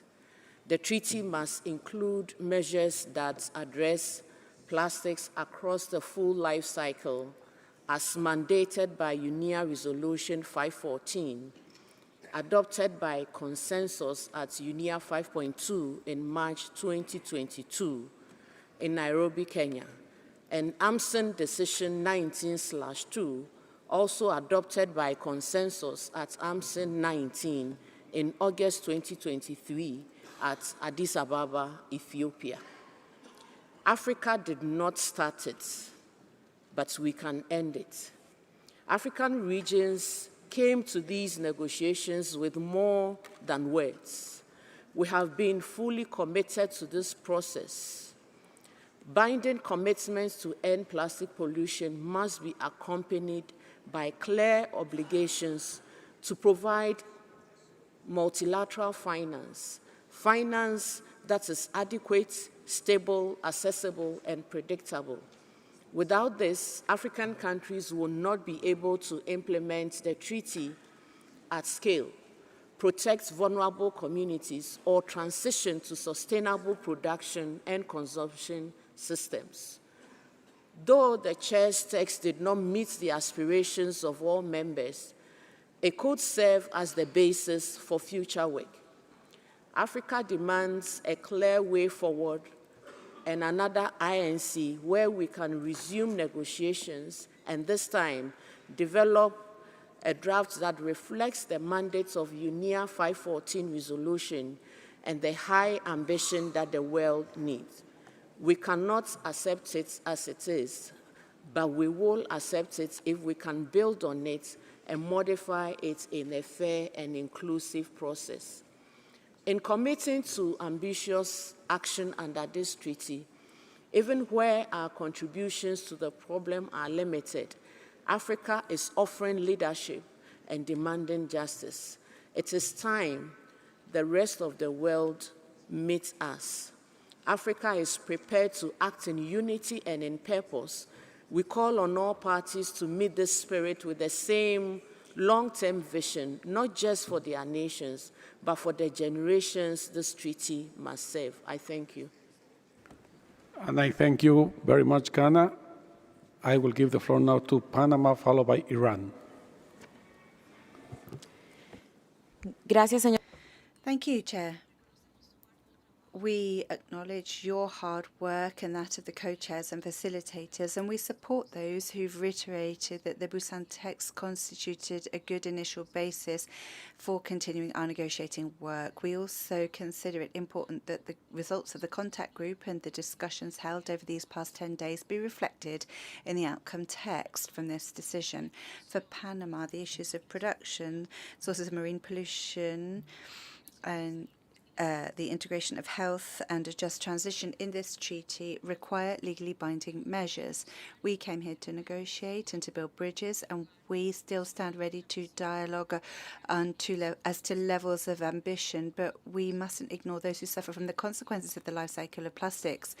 Chair, something needs to change. The current working methods and rules have gone as far as they can. If we don't change anything, we won't get any different outcome. We need greater transparency and guidelines for these negotiations to be successful. The intersessional period must serve to deepen constructive conversations which began on the last day of this session. In this spirit, once again, we thank you, your team, and Chile and Japan for facilitating. Thank you. Muchas gracias, Panama. Thank you, Panama. Now to Iran, followed by Republic of Korea. Thank you very much, Mr. Chairman, and good morning, colleagues. Mr. Chairman, at the outset, we wish to echo our support to the statement by Kuwait on behalf of the LMC Group. Mr. Chairman, my delegation entered into this process with goodwill and sincere efforts to achieve a globally accepted consensus-based agreement to address plastic pollution in a practical way and through commitments feasible to all and in accordance with the national circumstances and capabilities, and to be enforced in a nationally determined nature based on globally agreed criteria. However, in spite of 2.5 years of endless efforts, we are all in a disappointing moment due to many non-transparent and uninclusive processes, including either not properly and undeclared meetings and insistence of a number of parties on unrealistic elements, unfair and restricting tactics to exclude a large number of parties in a very undemocratic ways, in particular during the past 2 days. 2 days ago, we received a paper from you, Mr. Chairman, that unfortunately some parties even did not allow to discuss it. Then a process of uninclusive negotiations without any transparency,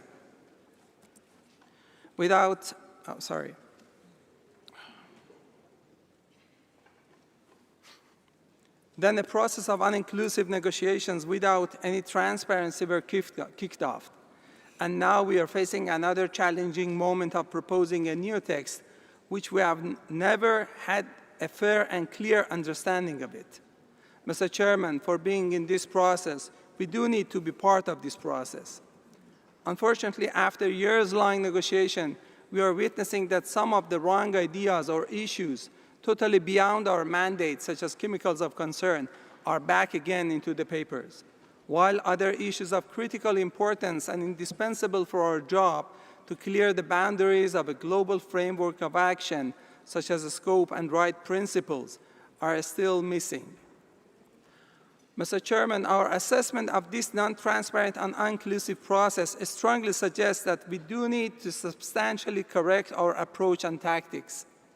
It is disappointing that we have not reached consensus despite its crucial importance, but at the same time, we still believe that all efforts have not been exhausted, and we should go back to the right track of cooperation and understanding based on the convergent areas of work and let have success prevails, either in this INC or even through consideration of other opportunities in future.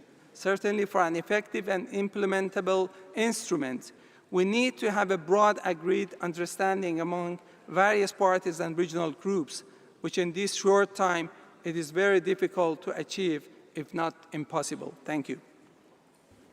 I thank you, Iran. I give the floor now to the Republic of Korea, followed by Bangladesh. Thank you, Chair. We extend our sincere appreciation to you, the Secretariat, the co-facilitators, for their tireless efforts throughout the session, including the preparation of the 2 iterations of the text. As the host of the last INC meeting in Busan, we had hoped that the momentum from that session would bring us to an agreement here. It is therefore deeply regrettable that consensus remained out of reach, despite the substantial efforts made by all. Still, while we recognize the second iteration of the Chair's text has limitations noted by many delegations, it nevertheless captures elements of our collective progress and can serve as a workable starting point for the next stage. The discussion ultimately comes down to how we balance the urgent need to protect our global environment with the legitimate economic interest of all. That balance can only be achieved by charting a path toward truly sustainable solutions that address both dimensions in the integrated manner. We see an additional session as essential to bridge remaining gaps and conclude this process successfully. We also encourage countries to use the time before that next session to voluntarily narrow differences and to make most of any intersessional opportunities to foster political dialogue and build convergence. The Republic of Korea remains fully committed to preventing plastic-related disasters through decisive global action and will continue to play a bridging role to help member states forge consensus and deliver the strong outcome the world expects. Thank you. I thank you very much, Republic of Korea. Now I give the floor to Bangladesh, followed by Eritrea.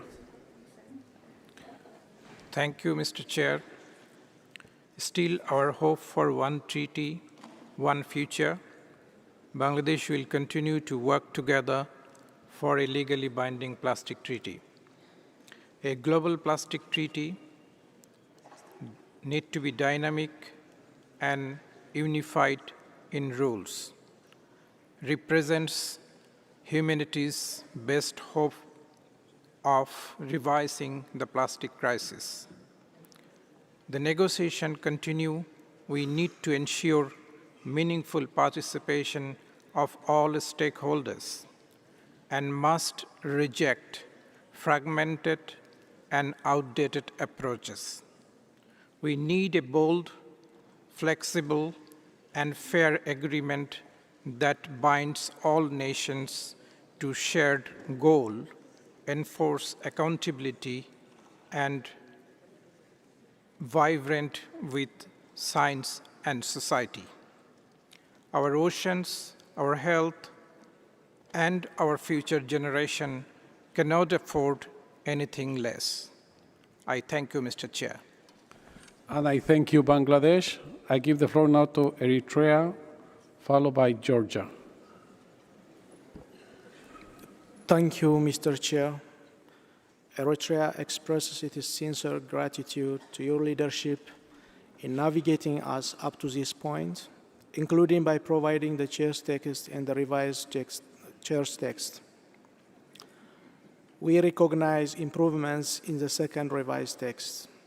Although we have not achieved consensus at this stage, we still accept the revised text as a basis for further negotiations in the future.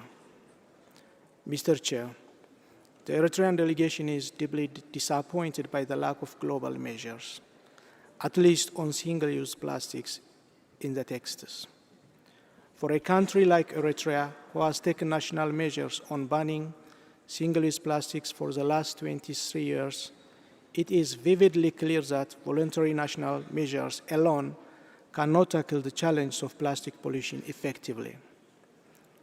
Eritrea is deeply concerned by the lack of robust means of implementation based on the 1992 Rio principles, including but not limited to common but differentiated responsibilities and respective capabilities. Eritrea would like to express its readiness to engage actively in future negotiations to produce a treaty that enables the world to effectively tackle plastic pollution without compromising the interests and undermining concerns of all countries. Finally, we sincerely gratitude the government of Swiss Federation for hosting us in this tranquil city. I thank you, Chair. And I thank you, Eritrea. I give the floor now to Georgia, followed by Guatemala. Thank you, Chair. On behalf of Georgia and the Republic of Moldova, I would like to support her countries, Norway, Australia, Switzerland, and others. Also, we would like to thank the government of Switzerland for hosting INC 5.2. I begin by expressing our appreciation for your leadership throughout this process and to thank all the colleagues for the constructive spirit with which they have engaged. We are disappointed that we were not able to reach the consensus Georgia supports this latest version as a strong and balanced basis for our continued work. We particularly welcome its provisions that recognize the importance of circular approach, which is essential for preventing plastic pollution at its source, and its attention to addressing plastic waste management, which are critical for protecting human health and the environment. We are, however, disappointed that we were unable to conclude the negotiations here at INC 5.2. The urgency of this issue cannot be overstated. Plastic pollution is a global crisis that knows no borders, and every delay prolongs the harm to our ecosystems, our economies, and our communities. Georgia remains committed to engaging constructively and in good faith to bridge differences and find solutions at the next stage. We owe in the future generations not to leave this process unfinished. We stand ready to continue working with all partners to deliver a treaty that addresses plastic pollution in all its forms and supports the transition to a sustainable circular economy. Thank you. And I thank you, Georgia. I give the floor to Guatemala, followed by Nigeria. Gracias. Thank you, Chair. Guatemala aligns itself with the statement delivered by Norway in its role as co-chair of the high ambition countries. We have come to this negotiating process with the overarching goal of working on and further developing commitments to creating an ambitious treaty that would be in line with the ambitions of parties and that would provide flexibility and openness to find a convergence on which would enable us to urgently reduce and end plastic pollution, including in the marine environment. The fight against plastic pollution is a priority to safeguard our territories and water and marine resources from the growing deterioration that we are causing and that is affecting our health and well-being. Responsible commitment is not only national but international to take resounding, firm action that would reflect the ambition and urgency to save our environment and natural resources. This space should represent and sustain a transparent and inclusive negotiating process which takes account of the needs of vulnerable groups such as indigenous peoples as a priority, and with a great deal of ambition and determination, but which also establishes clearly and concretely action lines which guide states in a coordinated fashion towards a united goal. We are aware of national circumstances. We are aware of the importance of finance, capacity building, and technology transfer. We reiterate the importance of building an ambitious agreement together based on our hard work over the last 3 years and these last 2 weeks in Geneva. An agreement drafted with compromise language, commitment and determination, which leaves no doubt as to the consequences for its implementation or lack thereof. Guatemala thanks you, Chair, for your work and that of your team. We are leaving frustrated because the process has not been concluded. We have not come up with a treaty that the planet so urgently needs, as do future generations, but we leave with a commitment and conviction as to the importance of continuing to actively contribute to building an instrument that will enable us to comprehensively address production, consumption, and waste management of the issue of plastic pollution, including in the marine environment. Thank you, sir. Muchas gracias, Guatemala. Thank you very much, Guatemala. I give the floor to Nigeria, followed by Peru. Thank you once again, Mr. Chair. Nigeria thanks the government and people of Switzerland for hosting this committee. However, Nigeria wishes to express its deepest disappointment once again with the second iteration of the draft text presented to this committee. The text fails to address Nigeria's key red lines, as clearly stated during the head of delegation meeting earlier today. Nigeria reiterates that global targets or caps on production and consumption will not be accepted. We remain firmly of the view that national circumstances and capabilities must be respected in line with the principles of common but differentiated responsibilities. We further stress that a robust, predictable, and adequately resourced financial mechanism alongside guaranteed access to appropriate and affordable technology is essential to drive meaningful and sustainable implementation of this instrument. Without these enabling pillars, the ambition of this treaty will remain unattainable, particularly for developing countries.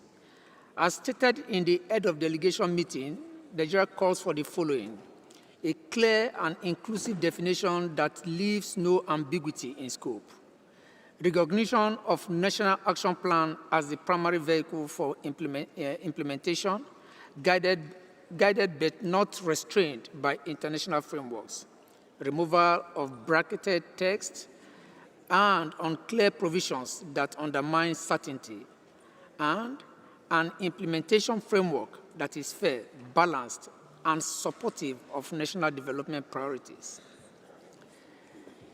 Nigeria acknowledges and welcomes the proposal for Kenya to host the Secretariat, noting the strategic, geographical, and political significance of situating it on the continent of Africa. Mr. Chair, Nigeria remains committed to constructive engagement, but we cannot support an outcome that disregards our core positions. We urge colleagues to work towards a text that is balanced, implementable, and inclusive in perspectives. Thank you, Mr. Chair. And I thank you, Nigeria. And I would like to close the list of speakers too, because we still have some other items in our agenda. I give the floor to Peru, followed by Guinea.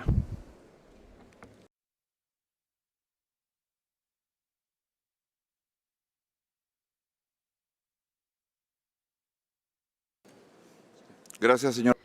Thank you, Chair. The delegation of Peru has participated in this meeting with a firm commitment of moving towards the conclusion of an international treaty putting an end to plastic pollution.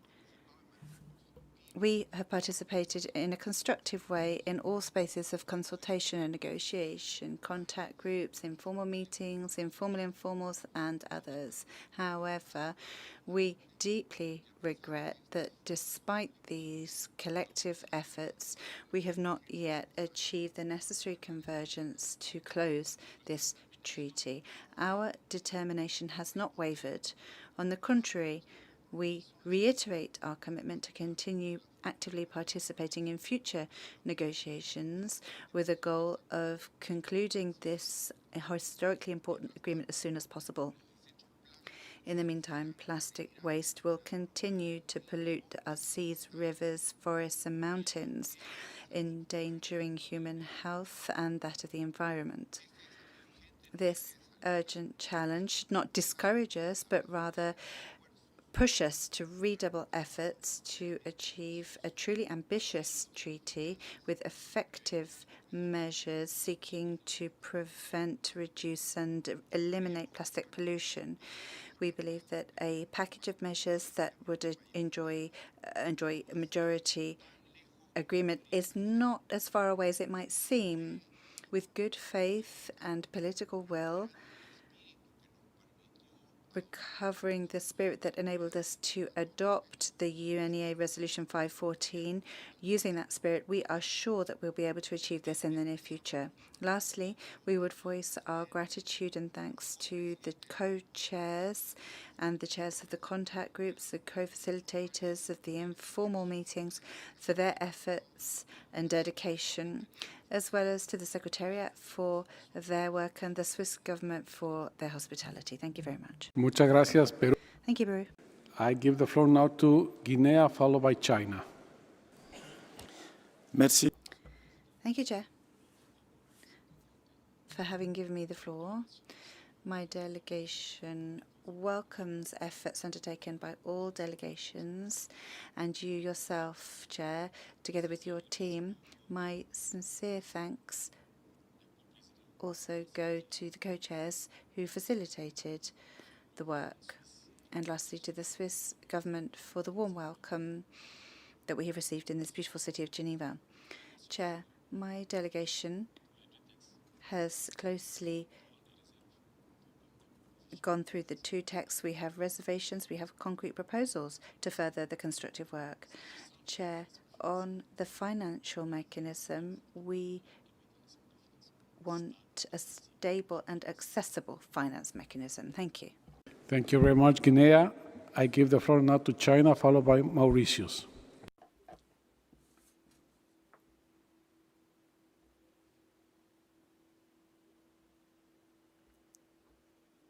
Thank you, Chair.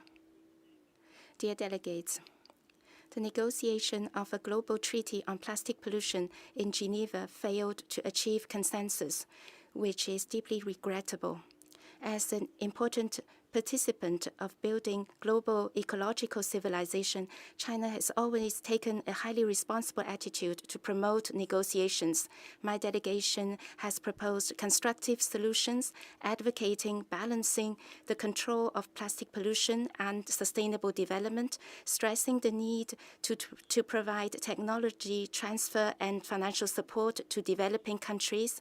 We strived to building bridges among members towards consensus. Although these efforts did not yield a final outcome, they laid important foundation for future international cooperation. Plastic pollution is far more complex than we expected. It runs through the entire chain of production, consumption, and recycling and waste management, as well as relates to the transition of development models of over 190 UN countries. Great disparity exists among different economies over dependence on plastic, available alternative technologies, and waste management capabilities. At the same time, plastic pollution and climate change and biodiversity crises are intertwined, so any standalone solution can hardly succeed. The setback reflects the current difficulties in the global environmental governance. Although the international cooperation are facing challenges, we never stalled our efforts in addressing plastic pollution with robust performance. In improving laws and regulations, we have strengthened management control of plastic pollution, completely banning import of plastic waste, and step-by-step prohibiting, limiting, or reducing non-essential single-use plastic products. In sustainable production and consumption, my government has promoted bamboo substitution with over 1,000 types of substitution products.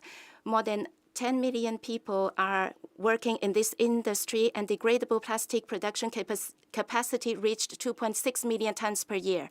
In strengthening recycling, in 2024, China collected 19.5 million tons of plastic waste, recycled 16.4 million tons of plastic waste.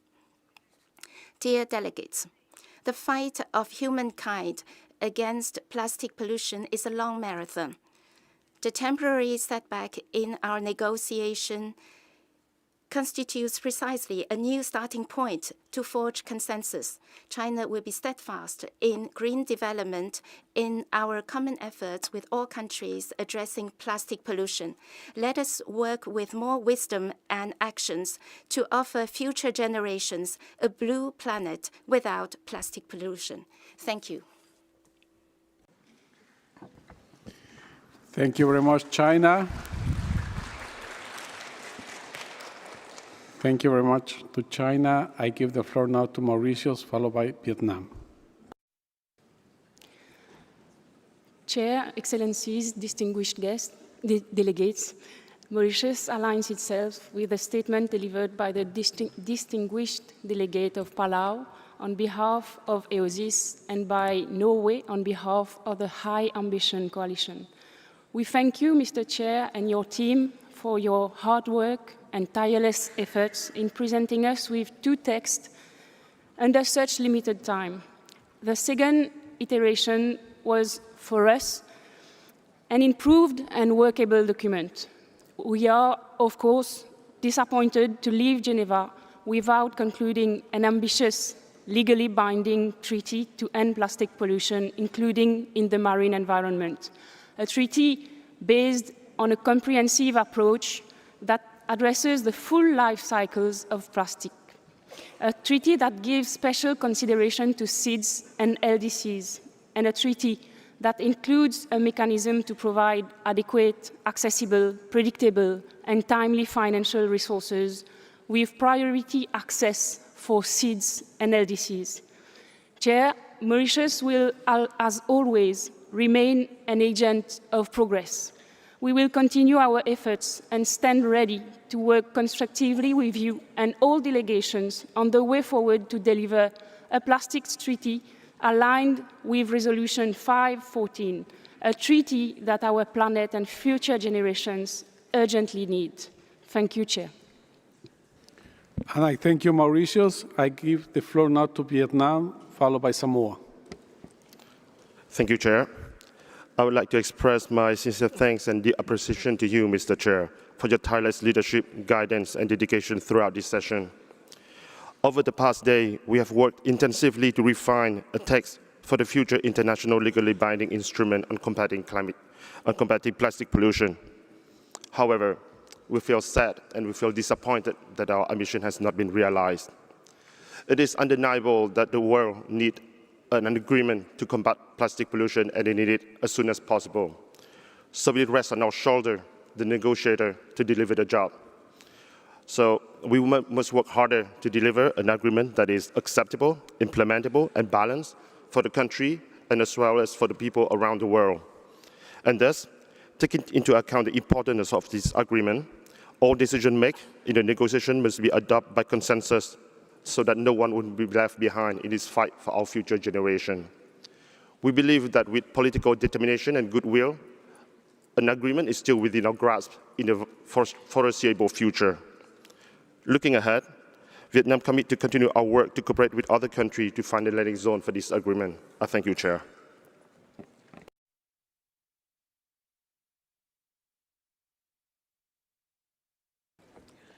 Thank you, Vietnam.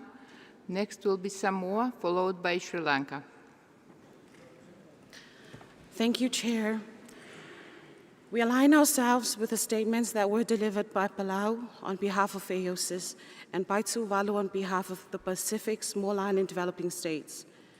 Chair, Samoa entered INC 5.2 with a sense of hope and expectation that we would fulfill our promise to have by the end of this resumed INC a landmark, legally binding instrument to end plastic pollution.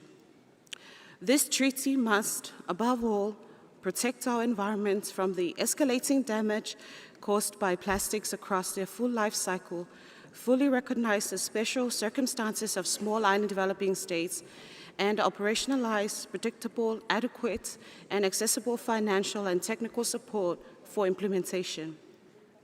In doing so, it will also safeguard the health and well-being of our present and future generations. However, we must also join others in conveying our disappointment with the progress we have achieved over the last 10 days.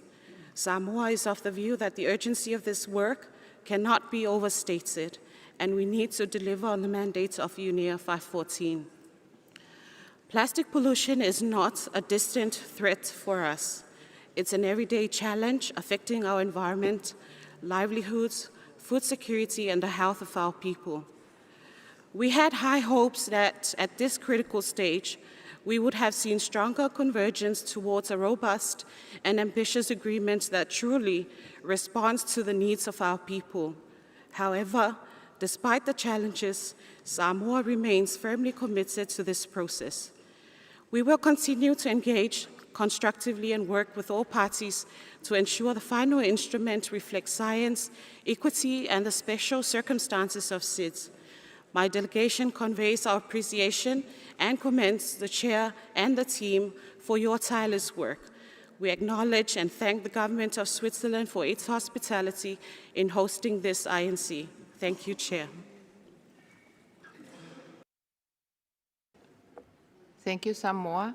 Next speaker is Sri Lanka, followed by Indonesia. Mr. Chair, Excellencies, distinguished delegates, on behalf of Sri Lanka, I extend our sincere appreciation to the Government of Switzerland for their generous hospitality and the INC Secretariat for their tireless efforts in organizing and supporting this process. Over the past days, and indeed throughout this entire process, we have engaged with deep commitment and hope in pursuant to a global agreement to end plastic pollution. Sri Lanka has entered these negotiations in good faith, guided by the urgent realities faced by developing countries, island nations, and vulnerable communities around the world. Mr. Chair, we must acknowledge with honesty that the current text is an improvement than the earlier one. We are deeply concerned that the draft text needs improvement to binding global obligations on core issues such as plastic product design, health impacts, transparency around chemical contents, and financial support mechanisms, all of which are equitable responses to the plastic crisis. As an island nation on the front line of marine plastic pollution, Sri Lanka knows all too well costs of inaction, and we continue to bear the environmental, social, and health burdens of a global problem which we have not created. Let us return home with determination. The task before us is urgent and unfinished. As we leave this meeting, let us carry forward the spirit of collaboration we have fostered here. The road ahead may be challenging, but together with shared commitment and solidarity, we can ensure a healthier, cleaner, and more sustainable world for all. Thank you. Thank you, Sri Lanka. Next speaker is Indonesia, followed by Paraguay. Thank you, Madam Chair. Indonesia extends its sincere appreciation to the Chair and the respective team for the dedicated effort in facilitating this negotiation. Indonesia places its full confidence in the Chair's wisdom, expertise, and leadership to guide this negotiation towards successful, equitable, and inclusive outcome.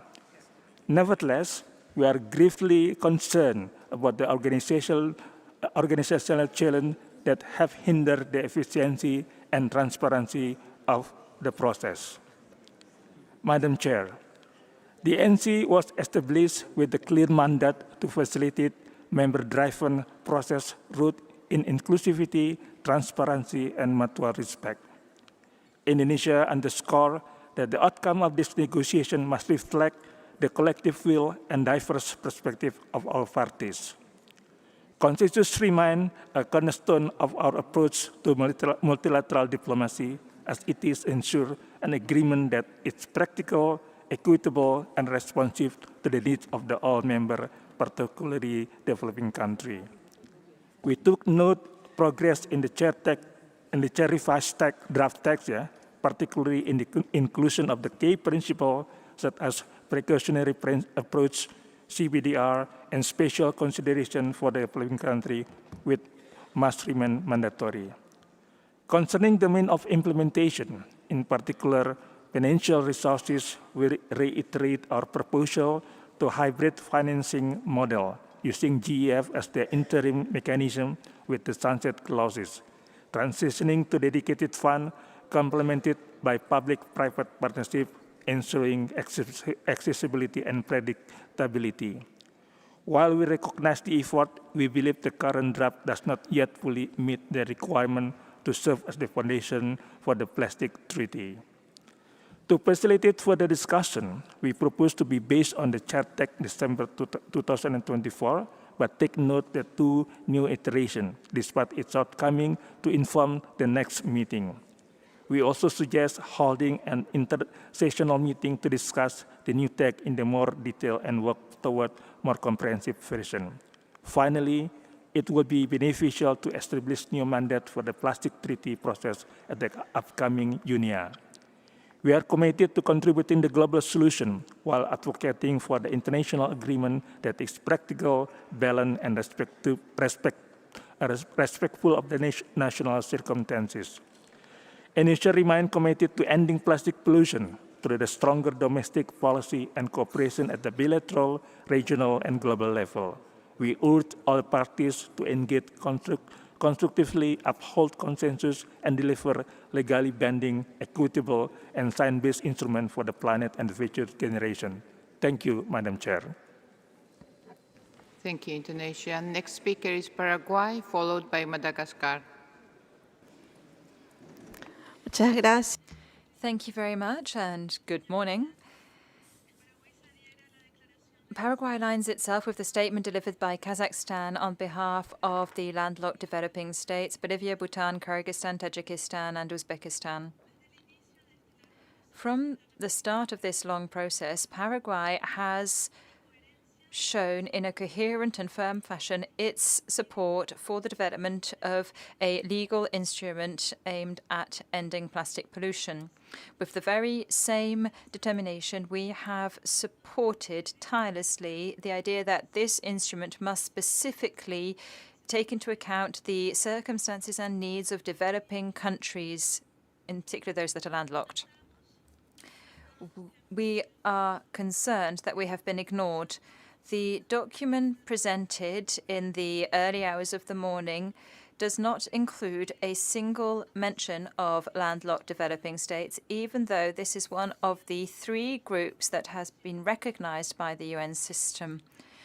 Therefore, as a consequence, all we can do is state the obvious. Landlocked developing states are those which pollute the sea with plastics the least, as we have no sea. Therefore, you cannot judge by the same yardstick landlocked developing states and those states that have a direct access to the sea and its infinite resources. We are in the face of a tremendous injustice here, one that is so great and persistent that it is akin to plastic pollution itself. Chair, Paraguay rejects this text as a starting point for negotiations. However, we do commend your dedication to the process as well as that of all the Bureau members, and in particular our dear friend and neighbour, Ambassador Masagawa, as well as the Secretariat and its members. And we are grateful to Switzerland for its hospitality. Thank you. Thank you, Uruguay. Next speaker is Madagascar, followed by Monaco. Merci. Thank you for giving me the floor.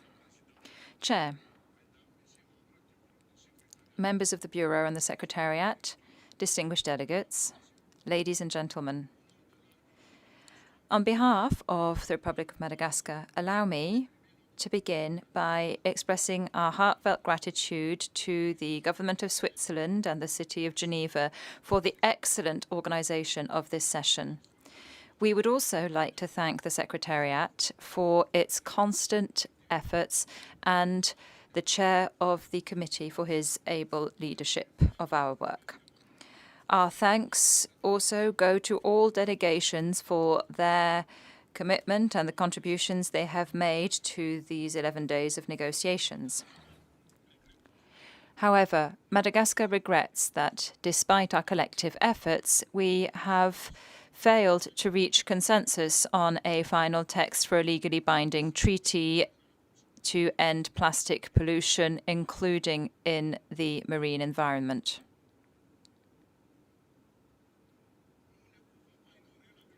We cannot ignore the gravity of the situation. Every day, our oceans, our ecosystems, and our communities are suffering from the consequences of our inability to take decisive and united action.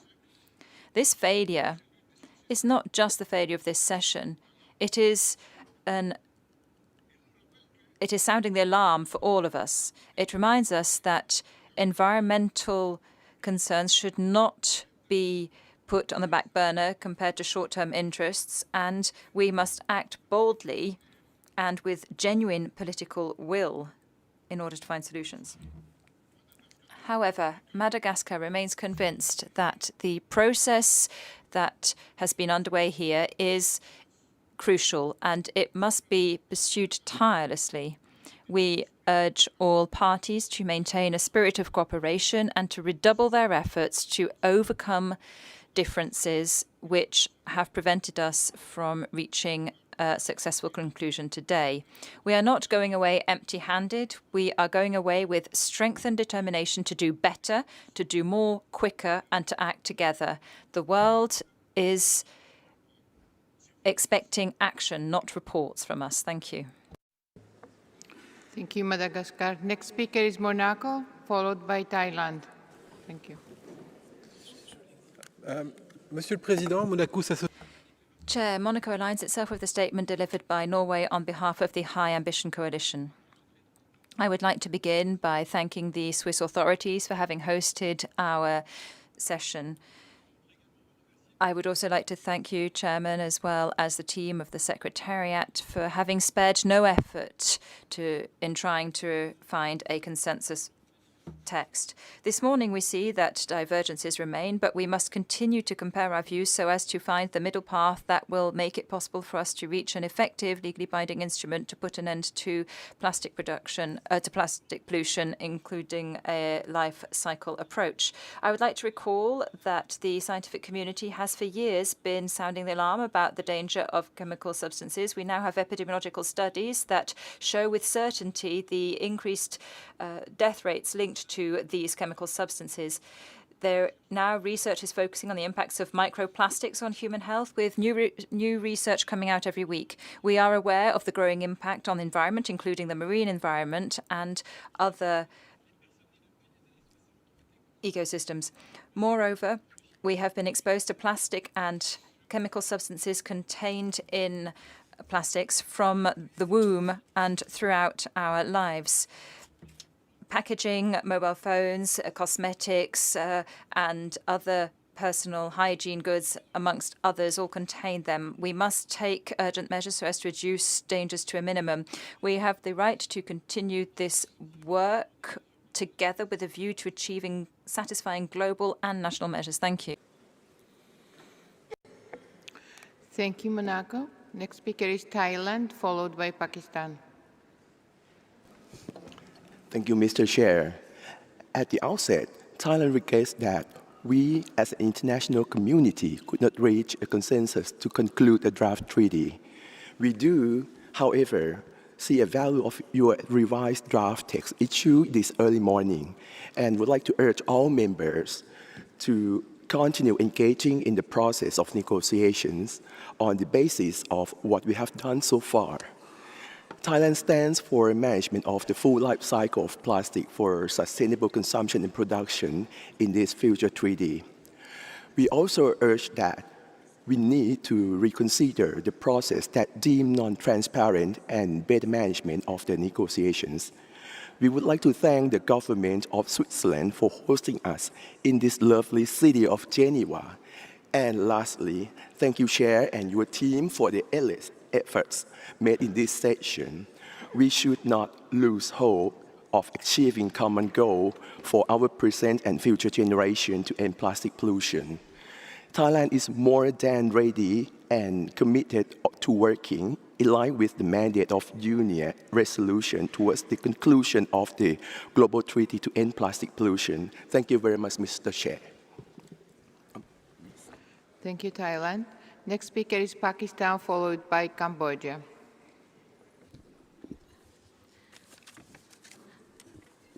Thank you, Chair. First of all, our appreciation to you, Chair, for your hard work and continuous engagement.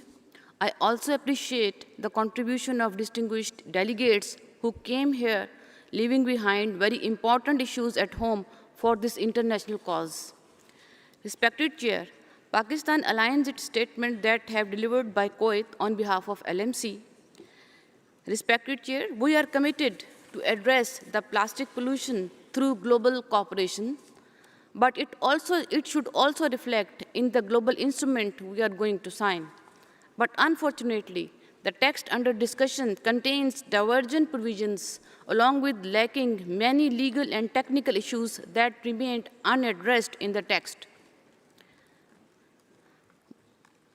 The issue of cooperation neither reflects in the instrument nor it safeguards concerns of many countries already discussed many issues on the floor. It is therefore expected that without addressing these issues and Addressing the issue of cooperation among the countries and on this global cause, we foresee an instrument which apprehends ineffective implementation in future. Thank you, Chair.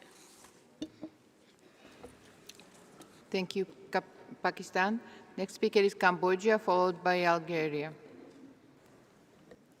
Thank you, Chair. Cambodia would like to align itself with Norway on behalf of the High Ambition Coalition and wish to express our sincere appreciation to the chairs, the Secretariat, the Swiss government for the warm hospitality, and all members of the committees for their tireless effort and dedication throughout the INC 5.2 process. While we regret that the session did not achieve the expected outcome, we recognize the significant work undertaken, the constructive exchange, and the spirit of cooperation demonstrated. Cambodia remains committed to constructive engagement and consensus building, and we look forward to working closely with all parties to ensure that the process moves forward effectively toward our shared objective according to the UNEP Resolution 5/14. Thank you, Chair.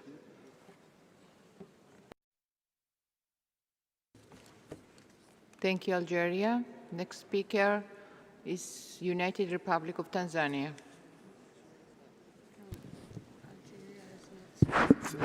Thank you very much, Madam Chair. The United Republic of Tanzania appreciates the hospitality that is given by the government of Switzerland, and we also recognize the massive efforts that your team has put in the last 10 days. However, our delegation, as many others, are disappointed with the lack of clear output from these discussions. The series of negotiations and consultations unfortunately did not yield the expected treaty that the globe is eagerly awaiting. Chair, as a way forward, we propose for continued consultations with the understanding that the nations with red lines in some part of the treaty exercise caution and consider compromise. Because we ask ourselves, with this kind of approaches as we had in the last 10 days, are we really going to fulfill our obligation that was set by UNEP Resolution 5.14? It is very clear that without going back and have a common understanding on the mandate given to us by UNEP 5.14 resolution, we will be stuck. So, Chair, we strongly request that you provide us with a clear guidance on the way forward, which will be balanced and acceptable by consensus before we return to the next session. While we are doing all that, the pollution that is caused by plastics, the animal, the environment, the human health that suffers still continues. Thank you, Madam Chair. Thank you, United Republic of Tanzania. Next speaker is Algeria, followed by India.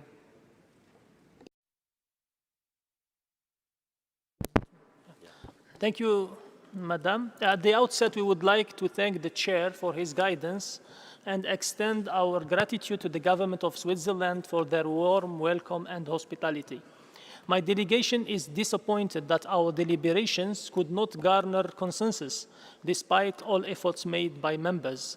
We note that the two iterations proposed by the Chair did not meet the expectations of members and were therefore discarded. We appreciate the constructive spirit of all participants, despite the difficult task at hand. We are encouraged by the willingness of the committee to move forward with these negotiations towards a successful conclusion. My delegation reiterates its view that this process should remain member states-driven, transparent, inclusive, and grounded in consensus. We need to achieve an outcome that addresses the needs and concerns of all member states in a balanced manner. We highlight that a treaty without adequate means of implementation will not produce the intended effect to address effectively plastic pollution. We encourage all parties concerned to continue to seek innovative solutions and pragmatic approaches that will enable us to bridge gaps and reach consensus to tackle plastic pollution. Finally, we would like to thank the co-chairs, facilitators, and secretariat for their hard work and dedication throughout this session. I thank you. And I thank you, Algeria. And I give the floor now to our last speaker in the list, India, please.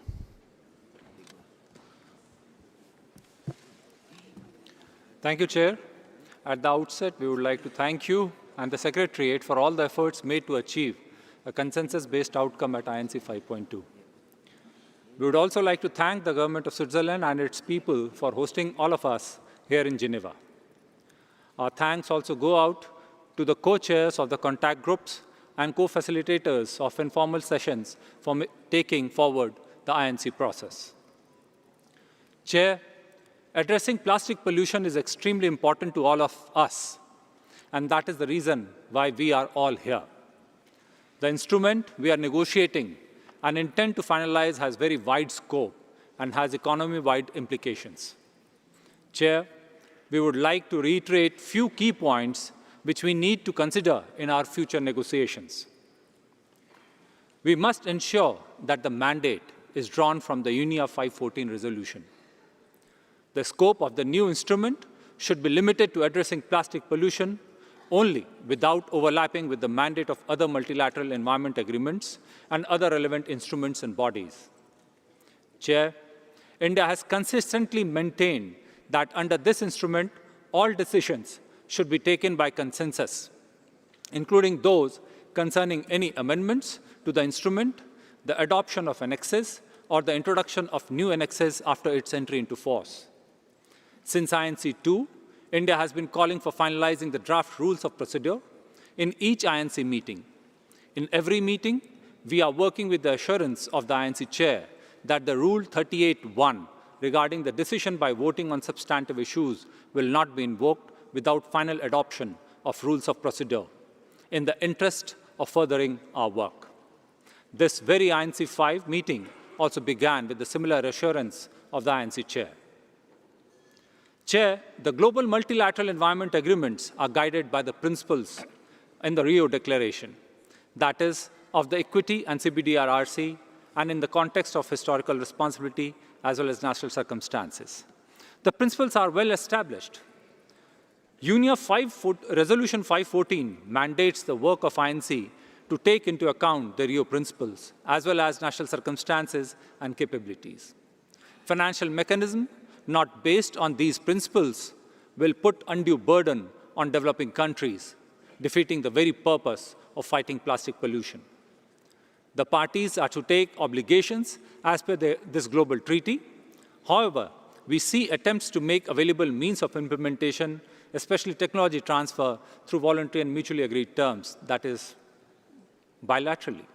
This is not global cooperation. Chair, we look at the treaty as addressing plastic pollution unambiguously and not to delve into regulating the production of primary plastic polymers.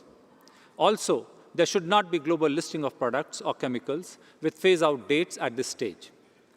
Taking into account that the instrument has to be implemented by member states in a nationally driven manner, due consideration to national circumstances and capabilities must be given. Chair, during the last 10 days, we used the chair's text from INC 5.1 as the starting point of our negotiations. We also saw 2 draft texts from the chair during the last 2 days, or you could say 3 days, on which informal consultations were held. However, neither of the 2 texts found full support from the member states. As such, these 2 draft texts cannot serve as the basis for further negotiations. In the end, we would like to reiterate that the text negotiated in the contact groups in INC 5.2 could be used in further deliberations of INC. Let me assure you, Chair, that India remains committed to engage in the forthcoming negotiations at the time and place that may be decided in most positive and constructive spirit. I thank you, Chair. And I thank you, India. And we have, yes, end our list of speakers, dear colleagues, and I thank you very much for your... I can recognize Tunisia asking for the floor. Tunisia, please. Merci, Monsieur le Président. Thank you, Chairperson. Thank you for your efforts and those of the Bureau. What we seek is consensus based on compromise that takes into account the needs and the priorities of all parties, especially the developing countries.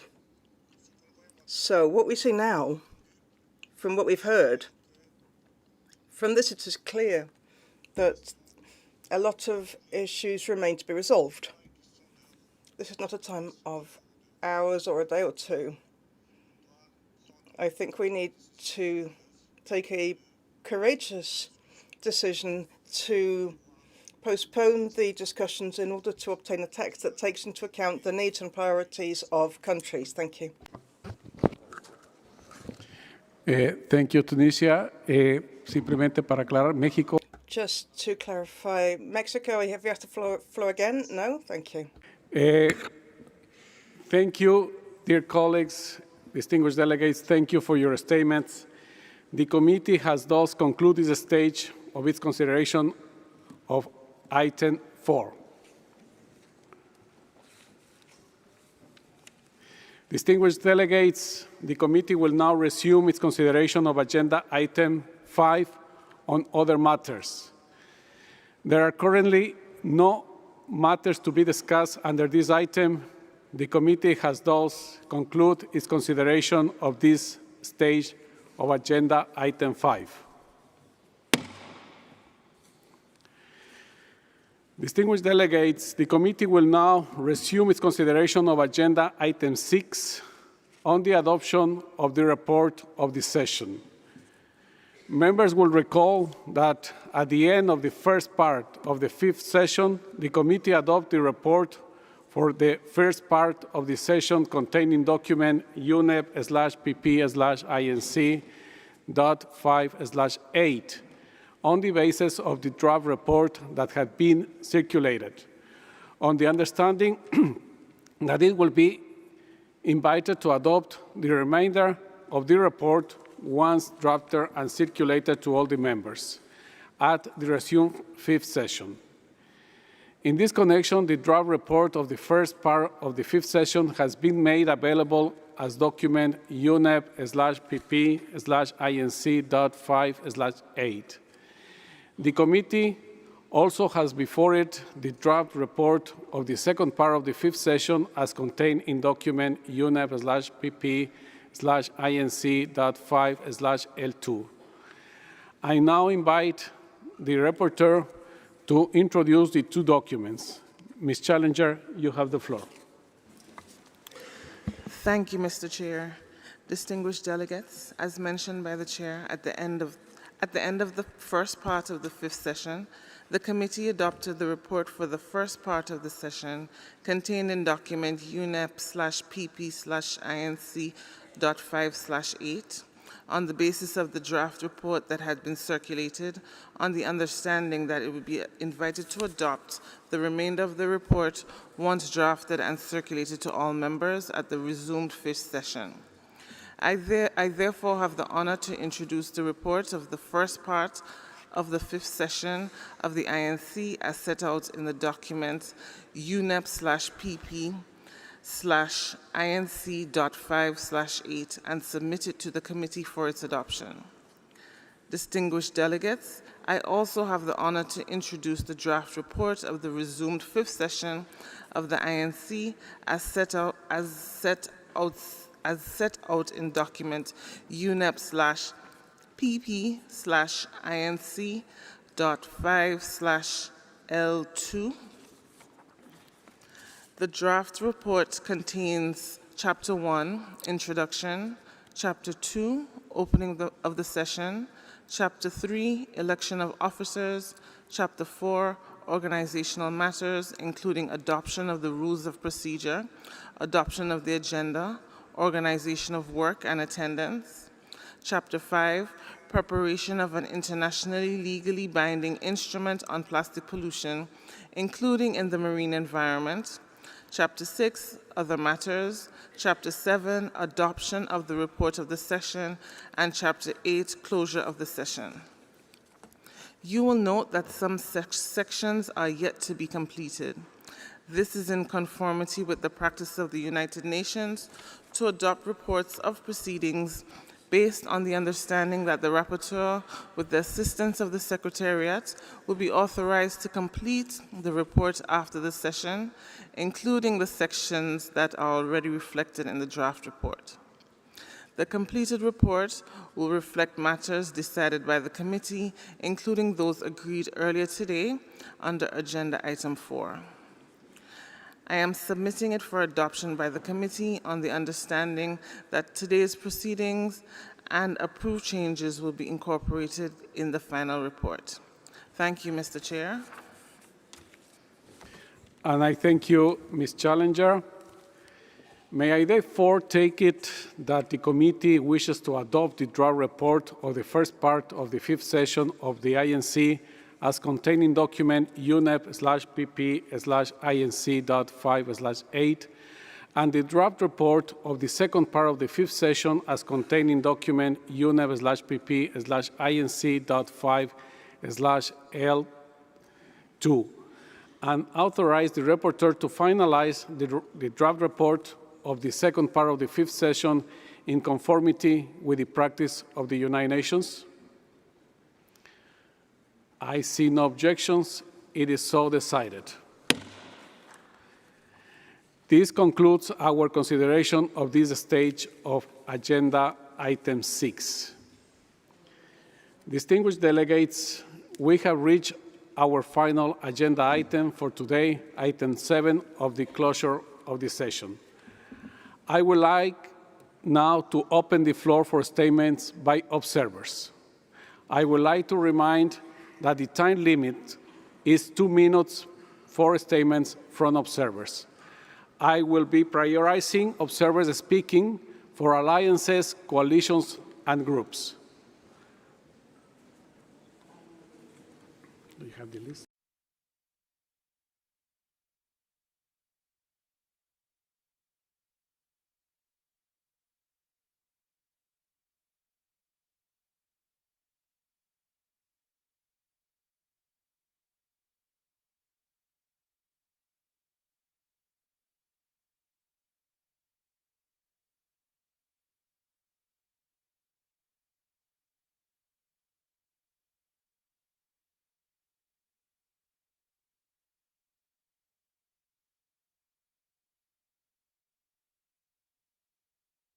I would like to give the floor now to Youth Plastic Action Network and its Mike 40.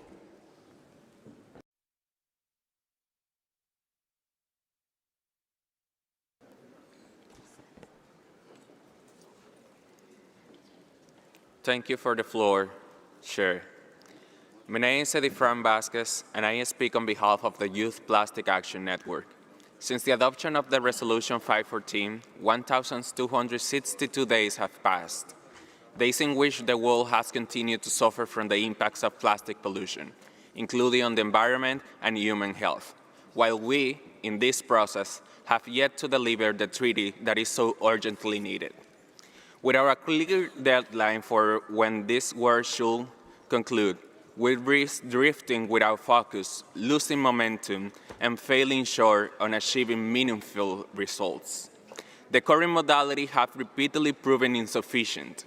They did not deliver a final outcome in Busan, not in Geneva, and risk failing yet again as we head towards UNEP 7 in December. The negotiations have already failed to deliver when it mattered. Every missed opportunity puts our collective future at the rise of the future generations at greater risk.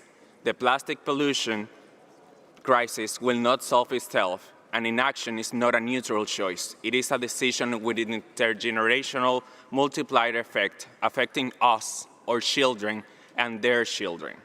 We call for a focused process with a concrete timeline, a clear path for resolution, inclusive and transparent observer participation, and the urgent the crisis demands. So the future generations will remember this moment as the one we were acted decisively, not the where, not on one where we let the opportunity slip away. Thank you. I thank you, Youth Plastic Action Network, and I can recognize the United States of America asking for the floor. Please, the United States, you have the floor. Yeah, thank you, Chair. And apologies for intervening. We're just trying to figure out where on the agenda we are, and we thought we still needed to get to the issue of how this process is continuing into the future. Could you please just clarify that for us? To be honest, we had thought that about an hour and a half ago. Thank you.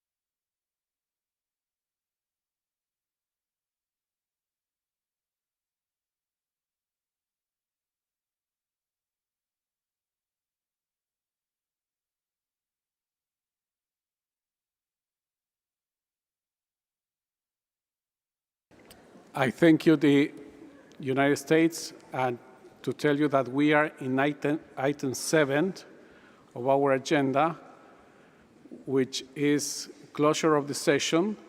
And at the end of this item, my plan is to adjourn and to be resumed at a later date the session.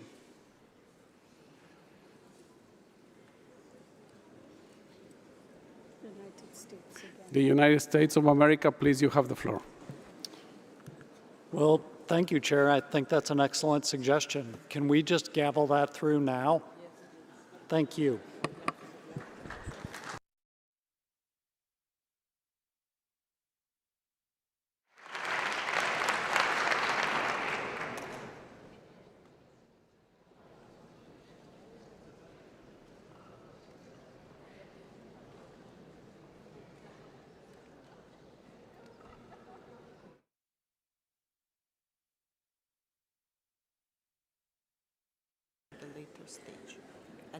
Yes, thank you very much, the United States of America. My intention is that this session is adjourned and to be resumed on a later stage, a later date, after the statements from observers, because we are still in the closure, item 7 closure of the session. Is that okay? No? Go wait. Thank you, Mr. Chair. We align ourselves with the United States. We'd like you please to gavel now. It's 9 a.m. and people are exhausted, and this is the real health issue now.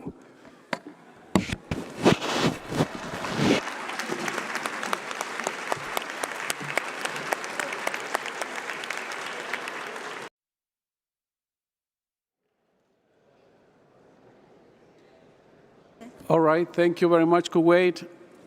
The 5th session is adjourned to be resumed at a later date.